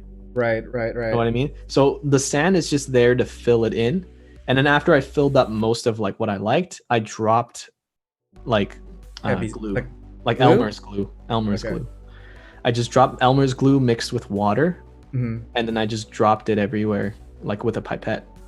And then after it dried, I kind of used my hands to like smear all over the entire surface, so then I could get rid of most of the excess stuff that I didn't want there. Right? That's before painting it, right? That's to give it that texture and all that. Wow, looking really good. Like for the paints though, what are some of your techniques that you used on this? Yeah, so one of the most important things you have to know is just that like if you're painting the gray and you're painting the red, it has to be variations of red. It can't just be the same red, right? You grab your whites, you grab your blacks, and then you maybe even grab your yellows to make your reds a little bit warmer, right? And what you do is you have a lot of palette to work with, and then you just randomly go at it, right and paint each individual brick with a different color, right? Wow, that's a lot of bricks to paint. How long would you say you've spent on painting this? It wasn't actually all that too long if you just kind of like don't really think about it, consciously think about it. You just keep going, and then take a break, and then keep going. You take a break, and then you add like a lighter shade to some areas, you add a darker shade to some areas, you add a darker red, a lighter red, or more pale, more dark, and how about the mess around with it till it looks right. The rest of the cobblestone here, they're gray color, or like what kind of tone are they? Yeah, like cement? it's just gray. It's just gray with like a little bit of blue. Some of them have more blue than gray, just to create that cool color. Right. And then the red is just to warm it up, right? Nice. So if you have a contrasting thing, people would gravitate more towards it. Like if you see it in real life, you'll look like, oh, okay, I see the details and the differentiation. Yeah, exactly. Yeah.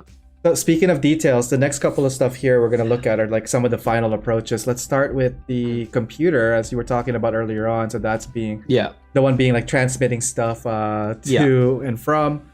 And then the rest of the hub. I mean, this is becoming like their stack station where they could like, drop stuff off. There's also a clock there at the bottom. Holy cow! Where did you get this clock from? The clock is just a Greebly that I found. So I consulted my friend Ian, and Ian was very nice about it. He was like, "Hey man, I have a gotcha clock. You want it?" I'm like, "What?" Zaku is from him as well. So thank you, Ian. But the clock was, I think, like a very different color. It was like pink or something like that. So I just again black on top of it, and then dry brush the white. So then the 1, 2, 3, 4, 5, the dials would pop, right? Would pop up, yeah, exactly, yeah. So and then with the computer on the top, I think in retrospect, like I think a lot of people were right. I was talking to a couple of people about it, but I should have put like decals on the little sign, because there's like if you scroll up a little bit, if you can. Over around there you see the targeting thing. There's like a wave right on the monitor. Yes, so like right here, let's take a look. Yeah. So that's hand painted, and I just kind of like did the thing right. But if you're in person there, you look really close up to it, and then you go like, oh, okay, that's definitely hand painted, right? Right. So is the keyboard or something like that. But I think in retrospect, I should have put like a decal or something like that on there. I mean, it works. I mean, for what it is what it is. It's supposed to be background image as well. Like you could only put so much detail to that. Let's take a look at the final photos. So guys, so this is what I saw on GBWC 2019. And just to correct myself, I did not go to Vancouver 2018. It was 2000. You said 2008, right? For 2018, then like we're totally off both ways. It doesn't matter if it's 2008 or 2018. 2019 is when we did this. Yeah, right? Yeah. It was last year. It was like last August. Wait. Yeah, it was last year. It was last year. That's what's confused me, because I'm like, wait a minute, this is not what I saw at GBWC then. Yeah. Let's do a walkthrough on your final piece here. Again, awesome build. Really, really well done here, Hayden. What can you tell us about the final? Like, what are some of the final stuff here that you want to talk about? I was watching Pat Labor then, and I really liked the pilots, or like the people who were in the story, like their uniform. So the guy on the top, and then there's also a guy like behind the construction rails there. They're Pat Labor colored. Right. Intentionally. So yeah, if any of you guys caught that, then good on you. But that's the Patlabor uniform color scheme. So Xeon, Hobby, and Grub. This is not just like a selling station. This is also a hobby and food store kind of stuff. Yeah, kind of thing. Yeah. So over there, the apples are like falling. Like you see one of the crates falling. Yeah. And it says 3 gills a pound. So gills is actually the currency in which these fucking losers that Tomino made, like the Gundam story, is measured in. It's not measured in American. It's measured in gills. So that's why I said 3 gills per pound. It doesn't. I don't understand it till this day, but you know what? I wrote it just like, why not, right? Like, right. Let's bring it in more into the universe, right? Looking great. And look at the cobblestone, guys, for the reds and all that stuff. Like really, really shining through, especially with the greens little inserts here, like for the moss. The kid standing there like asking, so what you want, kid? You want kit or what? And the kid's like, I want an apple, please. I don't know. You buy kit first, then apple. Yeah, I purposely placed the kid next to the model kits because, I mean, where else is he going to go? He's not going to shop for apples, man. Come on. Awesome stuff. And also love the weathering that you did on the yellow, adding like a little bit of stippling of brown and metal highlights on this, giving it that realistic feel. Wow, looking cool here, man. Looking cool. Yeah, it's supposed to be kind of like dirty and uncomfortable. And then, yeah, I think I'll get into a little bit about the Zaku's like color scheme. So it's my intention versus execution, right?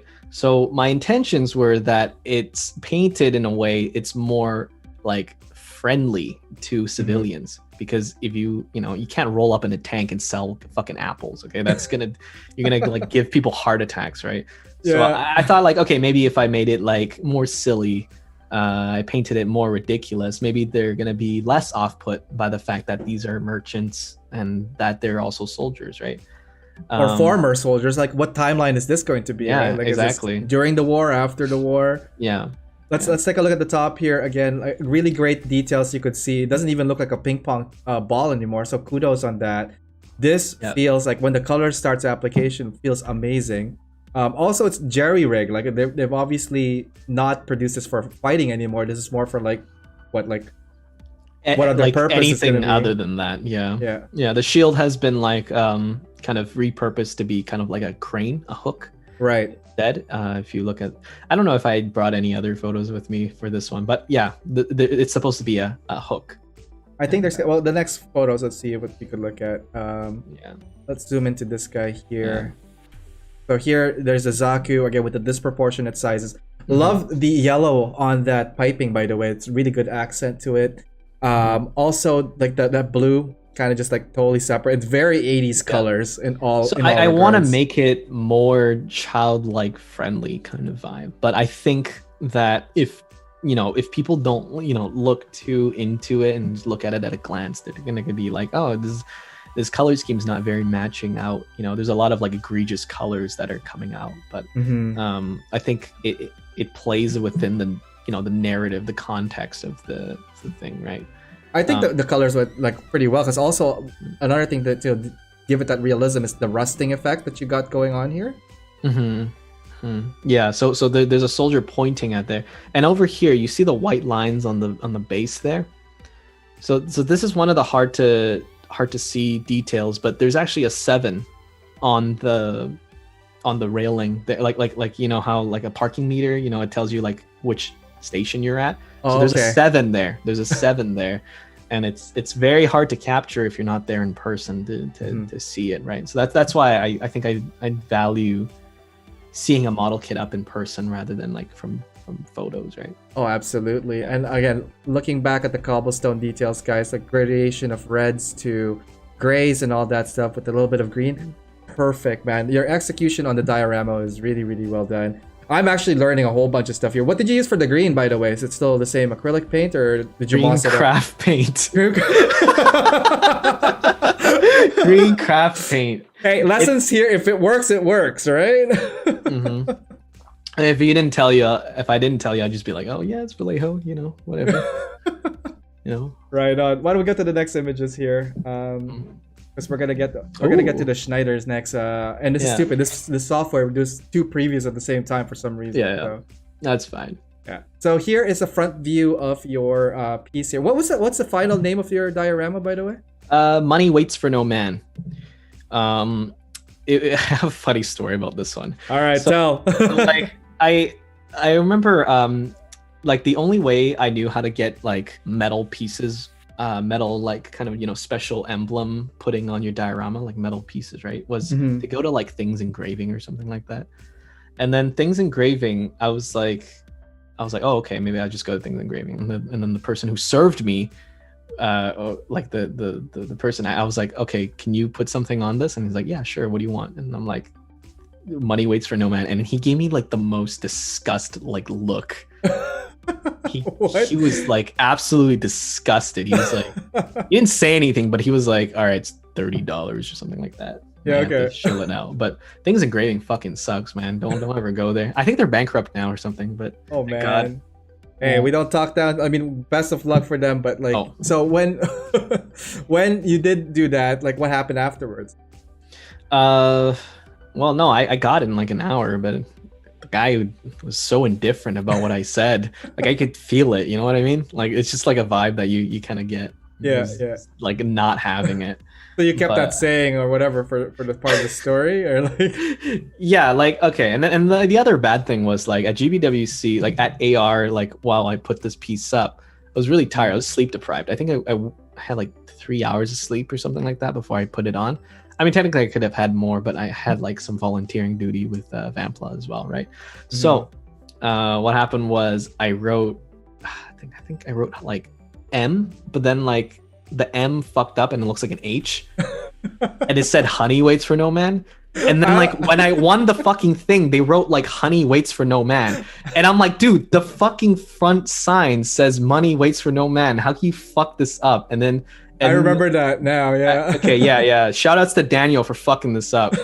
Daniel was like, I don't know, it looks like an H. And then the worst part was like later on, I found on the third day, AR usually has like closing ceremonies where they would like talk about the big events that happened throughout the weekend, right? Yeah. And one of my acquaintances, like Neela, was like saying like, oh, this is a great piece, and then she says like honey waits for no man on like a big stage with my model kit on it. It says honey waits for no man, and I wasn't there, but I saw the footage that Derek gave me, and I just had a fucking heart attack. I'm like, oh my god, this is really bad, but I'm just gonna let it slide, you know. Let it slide. Whatever. I think I was drunk on that Sunday too. That's why I didn't that's why I didn't hang out with get a chance to hang out with you. I was gonna say we went for ramen after Yeah. the evening. Well, way later in the evening, but yeah, man, like it was number one. It was great meeting you in person because I think interacting with you. It's been a while that we've had this, but like I remember it was good times hanging out with you and talking shop about.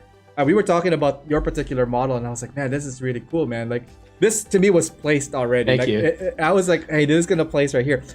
You placed second place on the Western Division for this one, right? Or did you No, I actually place for this? placed first on the Western division, and then in the international one, I came third. Got it. So now I have the bronze silver trophy as well. Yeah. And let me just say, they're both equally bad, equally cheap. Well, that And- means you gotta aim for gold and go for something a Fucking- little bit higher. Well, again, congratulations on your placement 2019. I think I just want the set, no matter how shitty it is. I mean, like I'm very grateful for Bandai, like obviously, but I'm just joshing around, right? Like, come on, like plastic. Hey, why don't you propose something to them, Undergated? man, and then just do one up? You know Yeah, what but you should do? Get one What? of your trophies. Yeah. Modify the crap out of it however you want it. Like maybe Mm-hmm. give it different proportions and give it like that piping that you like, and then propose that to Bandai and be like, hey, listen, yo. check Yeah, this. but every time I buy like a model kit, you know, fucking Meijin Kawaguchi gets a fucking Snickers bar or something like that. You know what I mean? Like this fucking guy. So we're Can't believe- officially not getting monetized at all for this video. This whole show has just been a dumpster fire filled with like I don't know. We are so beyond that now. No, but all true though. It is kind of like the same reaction that we got from a lot of like competitors as well. Like they didn't know what the medal was gonna be or like the trophy was gonna be until they actually. They're hold it, very right? not like they just don't like to tell you what the hell's going on. Yeah. Like I think that North America, Canada, US, right? They're all judged by Kawaguchi himself, just like one guy, I think. Like they don't even have like other reps because they're like, we don't have time for this. Kawaguchi, just do your thing, right? Well, and then, hopefully you get a Katsumi chance. eats his fucking tonkatsu or whatever, and he's just like biting a meal on his airplane or something while he judges it. But well, I mean, I'm just very glad that GBWC is in Canada. We are representing. We got amazing modelers from all coasts, West Coast, Central, Eastern. yeah, I'm glad I'm meeting representing, like everybody. I think ever since like 2018 or something like that. There's someone named Patrick. So shout outs to Patrick. He kind of like got me, Simon, Ryan to talk, and then more people to talk to. And that's and it's all really about great. the hobby and networking, which is really, really good. And I really am looking forward to what you're going to be doing in the future. Because like, dude, what you're doing now is awesome. I can't wait to see what you're going to do in the next couple of years if you keep at it this, man. Thank So you. let's continue on. Again, congratulations to your 2019 placements. And again, hope for the best for you in the upcoming GBWC events. Now, speaking of GBWC events, let's talk about something a little bit more up to date. 2020, obviously a very difficult year for everybody, especially around the world in Canada. We in the hobby community, and I think you're part of. Well, you entered it for the earlier part of this year, but with the lockdown in place, the communities gathered and created an online event, which is open for everybody that's in the Canadian residence. That was called the Great Canadian Build-Off, and that was event 1. I'm looking at this kit right now. I remember this being entered into it. What can you tell us about that kit and that event? Okay, so the build-off was actually pretty cool. I was very excited for it, but like at the same time, I was also kind of in some parts the planning process, right? So I was like, okay, there's I think part 1 was what OOB, like all of it was just out of the box, basically no modification, just paint whatever you have. And this kit was given to me by Rico, so shout outs to Rico. He snap fit this like years ago, and he gave it to me because he was moving back to Taiwan. Right. I got this from him, and I chose this kit because I don't know, it was like whatever, dude, like like it's just whatever. What I did was I just kind of removed the seam lines, and then I started black basing it again, right? And then what kit is this one, by the way, for those who the might Ifrit Schneid HGUC. Right on. So for an OOB contest, you started off with the black primer. Did you have kind of like an idea of what color it's going to be, or like where you're aiming for? I didn't actually. I spent hours on like Photoshop, just like messing around, and Nate was very helpful, helping me figuring out the colors. But it was something like light pink that I really wanted to go for. Very very very bright colors, not muted like black, right? So obviously the first thing I had to do was make it all black, and then immediately I have to fix it up with white, right? So the whole other than the spraying process, I had to add white, and the white here is hand brushed. So I don't do like a lot of, I think beginners, when they do hand painting, they're under the insinuations, kind of like cross hatching or something like that, where they kind of like go this and then wait for it to dry, and their second coat would just be like horizontal, right?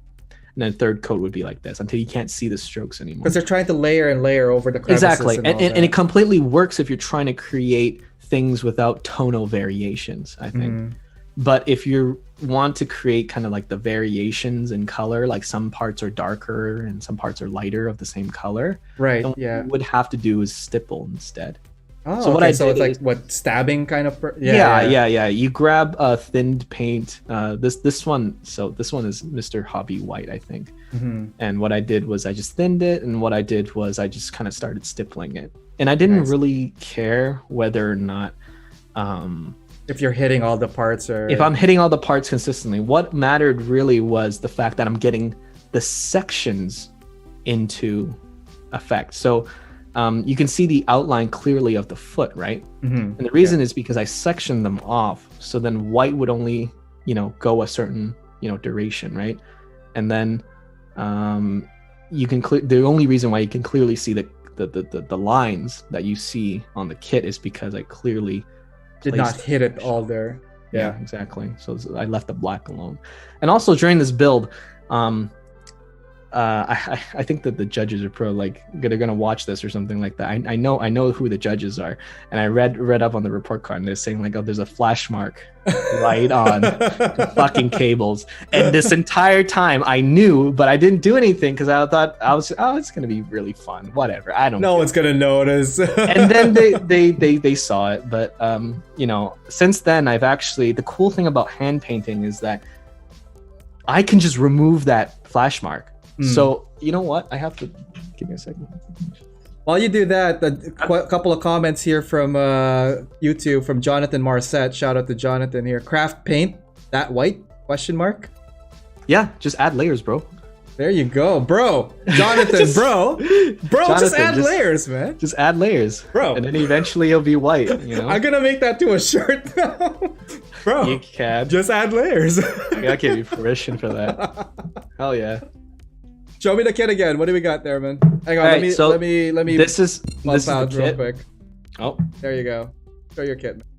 Oh, I can barely see it because I have a shit fucking condition here. But the flash marks are gone. So the cool thing about like hand painting is the fact that like you can go back into it, sand it off completely, reapply the colors, and because there's always a tonal variation, no one's gonna catch you. Right on. And it's also like more artistic too, in that it's not like fresh off the assembly line kind of thing, right? Yeah, and I mean like these are giant mechs, so it's also very difficult to accentuate details that aren't there because this is out of the box, right? There's barely any detail on the thing, so you would have to make your own details. So this right here is not the final product. This is just the base color applied. Yeah. And from the base coat applied, you can already see there's already some tonal variation in the pink, right? Especially on the shoulder. Near the crevices of the edges, you can see that the black is overpowering still some of the pink. Right on. Oops. Man, this thing has a mind of its own, I tell you. So let's take a talk about the paint application. So when the base color, again, how many layers, or like they just kind of like play with your, like what you want it to look like? Honestly, I just did it till it felt right. Like I think there's a big difference between, I think maybe I should do an analogy for this, but like it's kind of like cooking. When you cook and you've cooked, I guess, for like, a long time, you kind of just know how much salt you kind of want to add to your food. Right. You kind of know how much salt you want to add. And you can follow the recipe, but, eventually you're just going to start altering it to your liking, right? And it's not very like a conscious process either. You know what I mean?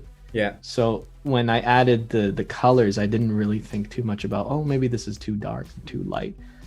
I just did it till it kind of felt right. Like I would always, the cool thing about like hand painting is also like, because the paint you're applying on is so thick, you can also sand it away and it won't get rid of the color details. You can always put it back together and then look at it and be like, oh, okay. Looks cool. This area needs work, right? So you just keep doing that process and just repeating it until it works out. Yeah. Nice. So let's talk about details and process. Now we're going to go to the final details. Like, what are some of the key stuff that you added towards the final march? Yeah. So the cool thing about adding multiple colors right on top before you do your base coat is that you can purposely chip it. And what's going on is that the darkest region of the foot there, you see that little like scab mark there, right? That's original plastic. Oh, interesting. Okay. That's original plastic. And then if you look around the areas, there's some white in that area, and that's the white that I painted, right? And then there's also some black that shines through as well. So I basically took like a toothpick, I used my fingernails, I kind of just went in there and just kind of like chipped it at my own kind of like leisure and see what I can do. And that's how the chipping works. I don't use like hairspray or anything like that. Hairspray is very good though. It does create very realistic effects. But it was an OOB, and I was like, okay, let's just mess around. Let's just like have some fun, right? Let's take a look at what I can get away with. The rear view on this one. There's a little bit of rusting effect that you detailed. Lots of like. What can you tell us about this area? Yeah, the rusting effect is from oil paints. So since then, I have black, I have like browns, I have a whole range of like oil colors now. and I barely thin them. I don't really thin them. I think they create a very interesting effect depending on what you're going for. But Right. for simple rusting, you don't even need to thin it. You can just. The cool thing about like oil paints is also you can get rid of it. Like you have a very long working time, so you can just work on it until it works. Until what's the dry time usually to expect, at least an average, I guess, for these I think they're like almost a week. Wow. Like fully cured and everything. Yeah, Definitely like I think a week. Yeah. it's a long time. Wow. And also love the details on this. Again, rusting and weathering effect. Very, very good application. Let's take a look at the back of the head area here. And I was gonna say, like, these little white as well, are they stippled on, or did you chip them off? The white is actually okay. So there's also, remember I told you about sanding, right? Mm-hmm. You can sand the pink off, and you get the white. What kind of sandpaper would you use for that? Usually like something pretty like even rough, like 600 maybe. Even like not 400. I think 400 is a bit too strong, but 600, 700, maybe 800. I can work. 1,000 can work as well. It depends on how long you kind of go on to that kind of thing, right? And because I stippled it, like I did this, right? Yeah. What happens is it actually creates like a small kind of like iron-like texture on top. And because there's iron-like texture on top, it just means that some paint particles are higher than the others, right? So when you sand it, you're actually just sanding the top layer off, and you're letting the white bleed through. And Kinda underneath like is the pink. The same as like kind of like that salt and hairbrush, but like skipping the whole process, you're just like sanding off and revealing what's the undercolor of that. Wow, looking cool. Also, comment here from Quinn. Whoa, are there rules against submitting modified trophies as work? I don't know. Maybe. Yo, enter GBWC as trophy. Yeah. To reply to that, I was trolling, and I was like, okay, maybe I should just like purple powder this stuff and like turn it back into a black trophy. No one has ever had that before. You know. And then the next comment is, show bare plastic on the final build. Blasphemy. Looks good though. Looks good. Yeah. You just gotta work with what you have. Awesome build here. What would you say are some of the major lessons learned, or like what were you the most proudest part of this build? A lot of people, like a lot of the judges in the build off actually were really meticulous, and they were really good at identifying the ideas. And I think I remember Ryan saying something about the shoulders. If you look closely at the shoulder on the left shoulder there, if you can zoom in. How far? As far as you can. Yeah, so you see that like there is some clear white spots in the area that I chipped, right? So also the other thing about this kit is that I only have 2 decals on this. The rest are stickers. Really? You use stickers for this? What? Yeah, so that piece right there on the left here, that's sticker. And the thing is, like, when you cut off the sticker, it shows off the clear finish that you have. But I was afraid to add oils to it because it would create the highlight on top of the sticker, right? Because the sticker is not a flat surface. No, it's going to have that edging around it. Exactly. So if I put oil paints on there, it's going to create that edging. But if I didn't add oil painting there, you would clearly see that there is some clear whites, right? Very bright white on top of there, right? And I made the mistake of doing that.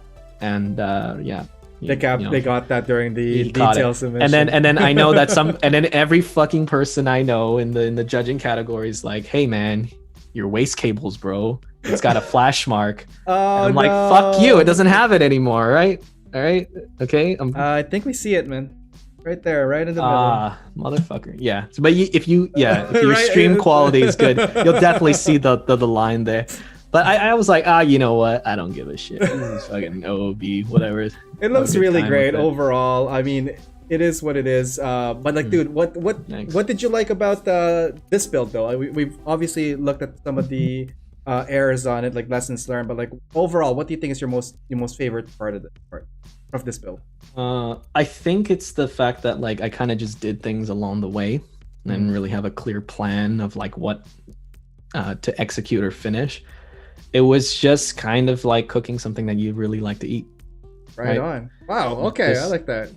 You just kind of do it, and then this is why I'm like probably going to be a really bad teacher or something like that. Yeah, Because there's a difference between there's a difference between a teacher and like someone who's a practitioner, right? Like I think an example would be like, who did Gordon Ramsay learn from? There's this Marco Pierre White or something like that. Okay. Anyways, if you guys know who that is, he talks about like he thinks he knows like the chemical reactions of how eggs work or some shit. He doesn't. Okay, he's just shitting out of his ass. But the food he makes still tastes really good. And the reason why it tastes good is because he's a practitioner. He's done it, but he doesn't understand why it works. He knows it works, and he works because he does it. And I think that's how I view like this hobby so far in some regard. Yeah. Well, that's awesome. And you placed with this kit? Surprisingly, with all the marks. With the flash mark, that was so funny. Yeah, I got a unicorn Gundam or something. I don't remember. And it's something with cool shield or whatever. Yeah, no, and again, congratulations on this. A really good piece, again, coming from you. Lots of techniques here, guys, if you guys are interested in it.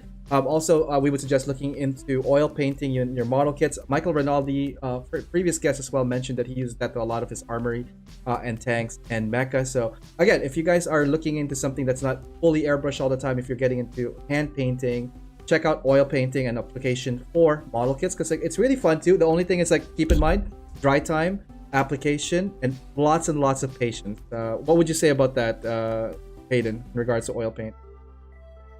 In regards to oil paint, it's very fun to work with. I think think of it as what it actually is. It's an oil. So as soon as you drop it into like your food or something, it's contagious. It's just gonna like sink into the meat, right? It's gonna sink into the vegetables. There's no way of you like removing it. So think of it, every time you apply it, it's kind of like a wash.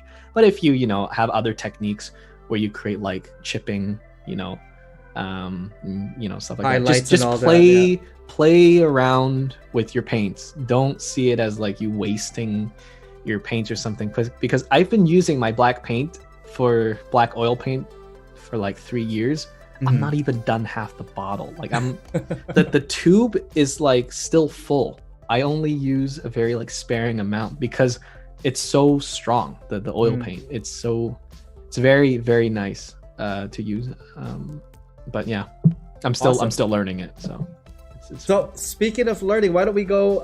Actually, before we do this, I think we're gonna do a quick break, and then we're gonna do like a recap of some of your current builds.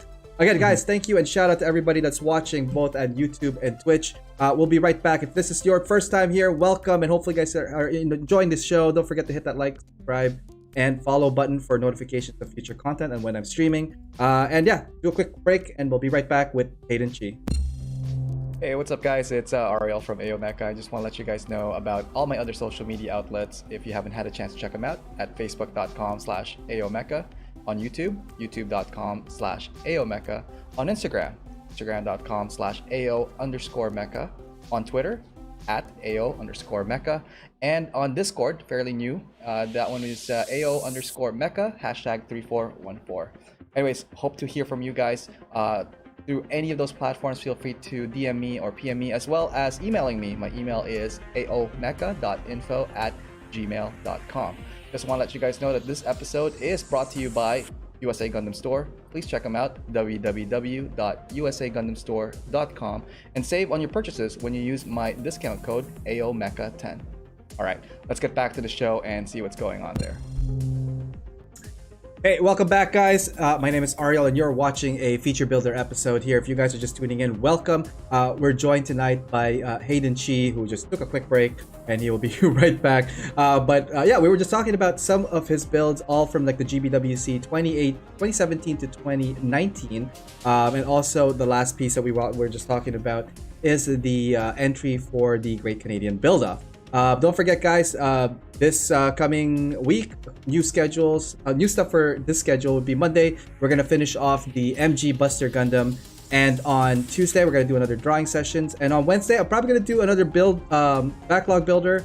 And then on Thursday, we have a guest. That one's going to be awesome. And I'll be doing announcements for that in this week's social updates. And then following Saturday, our feature builder, which will be episode 7 of season 2. and that's gonna be our mid-season break. I'm gonna be going on break for the holidays, and then we're gonna be returning on January 2 for that.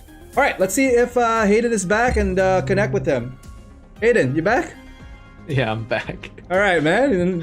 And ran away from you, and I'm like, okay, he's coming back, right? Took a long ass piss break, man. Fuck, we've been talking for a long ass time. Oh, we are, and we're getting close to the end here. So why don't we go take a look at the next couple of slides, and let's see. Do we have any questions from the audience? No, they're just really anticipating on what we're gonna be talking about next. Right here, RX-78 entry grade. This is the RX-78-2 entry grade. What are we looking at here, man? Yeah, I bought a lot of these. Like I bought 17 of these to be specific. I bought Why? to make videos. I think. I think.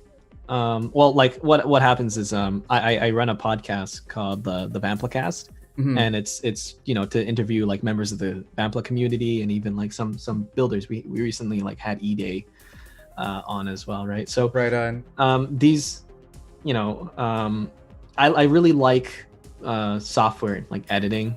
I think it's sometimes therapeutic for me. I don't do it all the time, but I really want to try seeing like, okay, how can I build something with the constraints of having a camera showing everything, right? Right.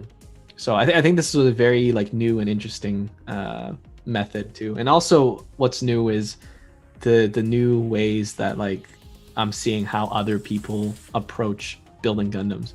Because, for the entire show, I've been talking about how, like, you need to, my style is just something, like, egregious. And you have to make, something that's not very Gundam-esque. Right. Right. But making this model kit, I can understand why, like, a lot of people appreciate, the quote-unquote clean builds. I was just gonna say, like, I think I have my RX-78 here somewhere, but like, I was just looking at earlier on, as I was gonna say, like, what did you think of the build, like, for an entry grade, right? Yeah, this is probably one of the best products that they have in years. Absolutely. I think it's spectacular. The proportions are not like grotesque. I mean, I don't want to get into like Naoki or Katoki or whatever, but I think that this kit really resembles like the video game style RX-78. If you like look at RX-78 from a video game point, the chest is like always like extremely flat. The reason why they do it is just like the polygon count. They don't want to like lift it a little bit, right? Right. But it looks very flashy, very stylish, and very kind of standardized, I think. But not standardized to the point where it looks like someone's style, because a lot of the HGs and stuff like that I see nowadays are very like Katoki-esque, or it looks a lot like Naoki's stuff, right? Like the Ifrit Schneid, for example, is very Naoki-esque because it has like the way the body is like it's like this. So yeah, I decided to make an RX-78-1. The real like, type colors, right? Yeah, and this was a 2-week project, I believe, but it took me like 5 weeks to finish up everything because everything was new, right? Because I had to get a tripod. I had to like what was it? I had to like frame the shot so it's not unviewable or something like that, right?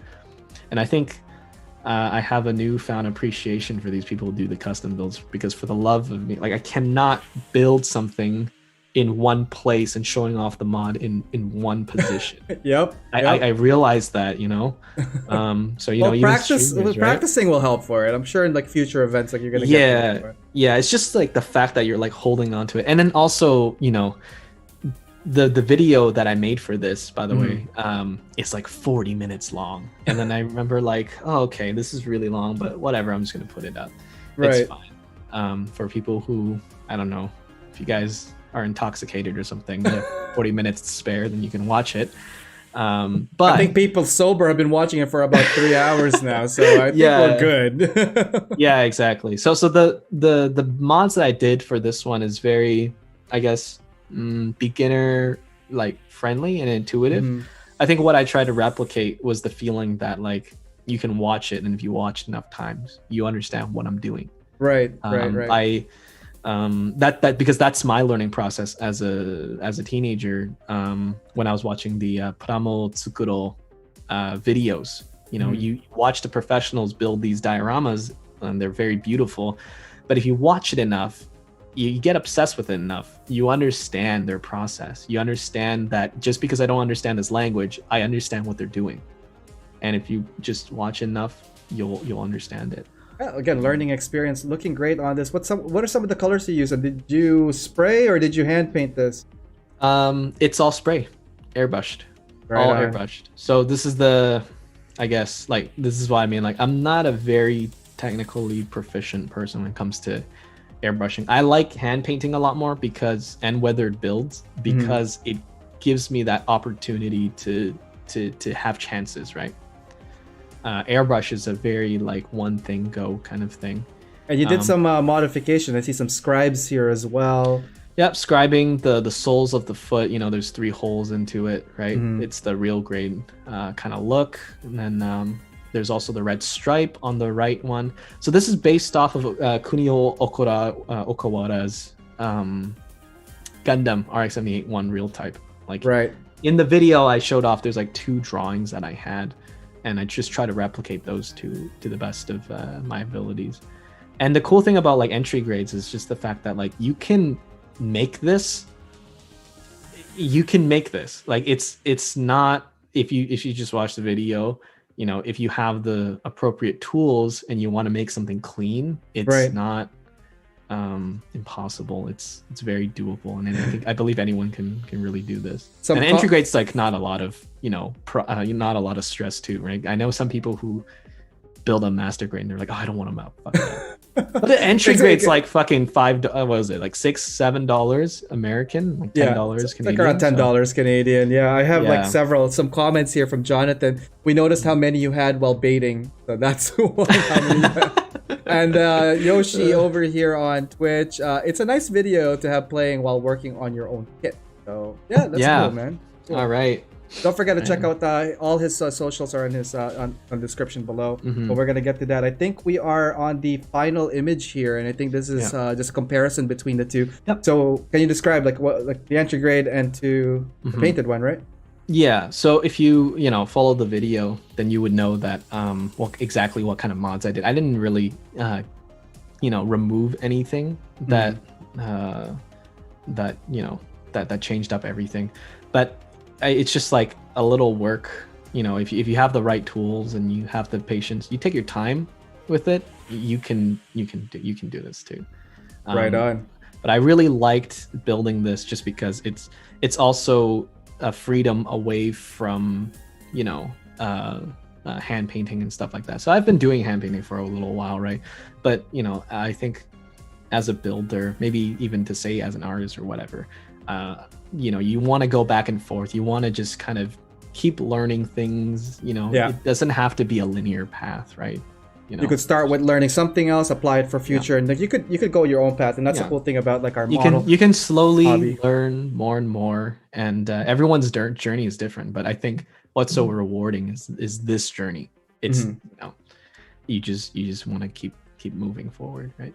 Awesome. Yeah, no, and your photos today was great, really spot on, and kind of like explain to us your journey, your thought process, and like kind of like a workflow.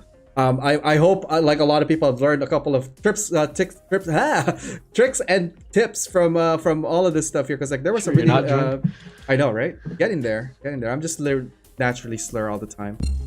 So why don't we go back, Hayden? Again, thank you so much for sharing your journey with us. Again, lots of insightful stuff here. Will you be entering GBWC when it does come back again? I do want to. I actually kind of miss it. We didn't have obviously like a convention this year. I usually like don't like going to conventions too much, but I think seeing everyone's stuff there is what makes it worth it. So that's right. If you guys are ever like in the area and stuff like that, and there's like conventions or even shows, I implore you to go enter and just check it out, have fun. Now, what I want to talk about is community. We were talking about Vampla, and I think that's a good time to like kind of just quickly brief us, like Vampla, the community out there in the West. Maybe just give us a couple of pointers and like kind of a brief history and your association with them. Yeah, so I was lured by this weird kid, right, as I told you earlier. And what happened was like because we started meeting and stuff like that, we were at the food court in at Metrotown. But, you know, that's just like a humble little like beginning, right? But eventually, you know, as we got more and more bigger, we used to have like a forum. I heard earlier somebody mentioning Mecha Lounge. Like, I remember Mecha Lounge. But I was like fucking 13 or some shit like that, you know what I mean? Yeah. So what happened was we had a forum of our own as well, where we post whips and stuff like that, and we got more people together. And before Vampla, there was actually a group called the Gundam Workshop guys. Like that's what we called them, because they were like definitely like probably the best in the province. And you know, now that, you know, we're in contact, you know, with them after all these years, but you know, we had to slowly build it up. And Derek and Nick and those guys, they kind of like made it so that, you know, we started going to shops, right, instead, like hobby shops and stuff like that. So we started meeting everybody, and I met a lot of people throughout the years in Vampla, and I think that really helped with my growth, right? And you know, not even just model kids, right? Like meeting people. Yoshi is saying that the Gunpla Workshop crew are legends. Yeah, they are. I think by that point, I didn't even see the Gundam Workshop because I didn't live in that area. It's in the Richmond area, so it's usually like 45 to an hour drive. Oh there. Wow. Okay. Well, it's not. Well, I don't know. It's roughly around that time because the trains weren't made back then, right? But those guys in Richmond, you know, if some of you guys don't know, it's a very like dominant like Asian, particular like Hong Kong community there. So a lot of the guys there that are very experienced from Hong Kong made it down here, set up shop, have their, you know, very skilled modelers. And I didn't even hear about them until I joined Vampla. It's like, oh yeah, there's some like Gundam Workshop guys. So whenever a Gundam Workshop guy like showed up, you know, little by little, we got more of them.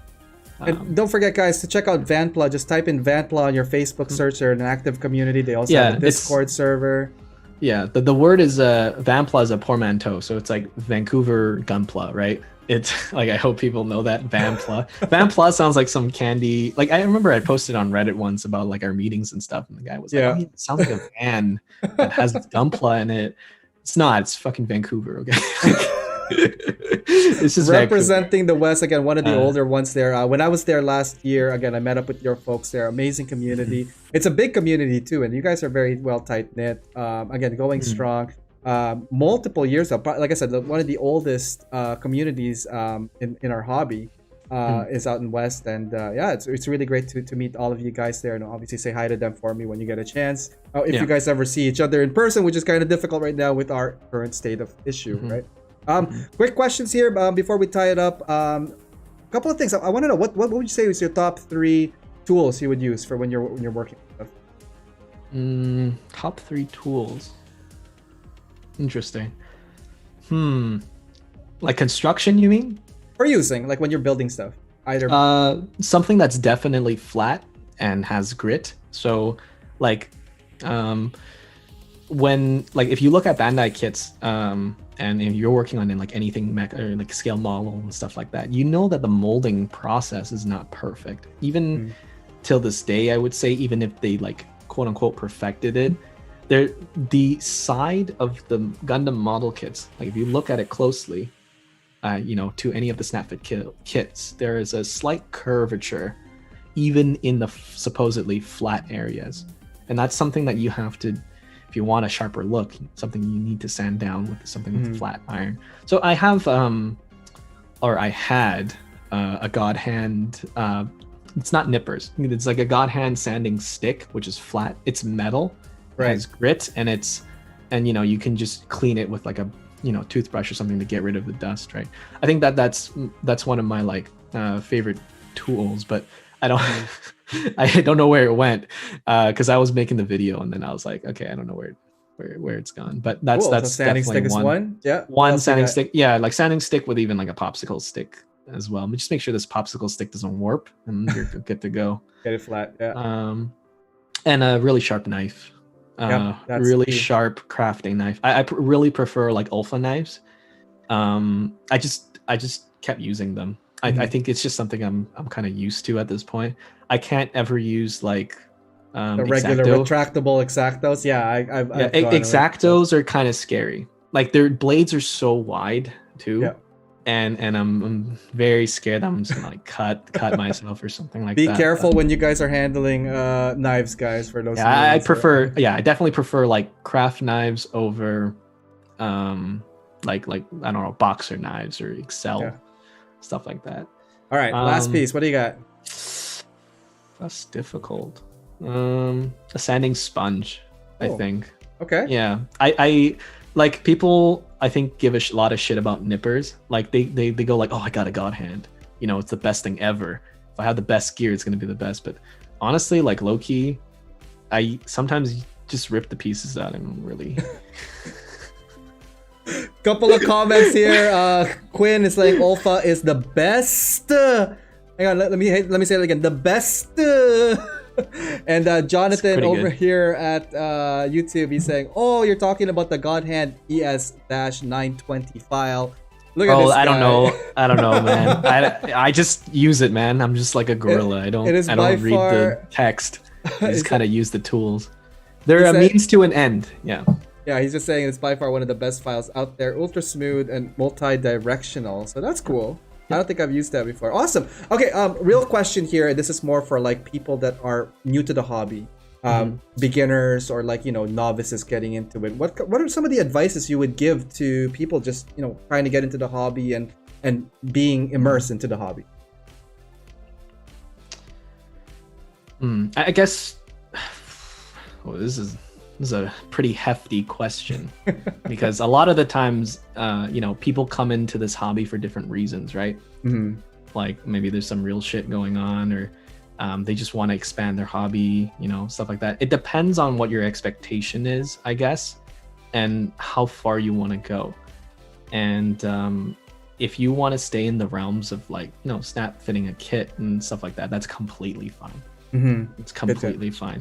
It's just how far you want to take it, and if you need the appropriate steps to maybe if you want to get better or something like that, or like you want to make your model kit something that's yours and you want it to, you know, truly own it and say like, oh, I truly made this original thing, then don't be afraid to reach out to people, you know. Like I think yeah. Like with Vampla and stuff like that, I'm very fortunate to have like a community where I can, you know, talk shit and be stupid and, you know, still get feedback. And now you have this show as well. So yeah, exactly, right?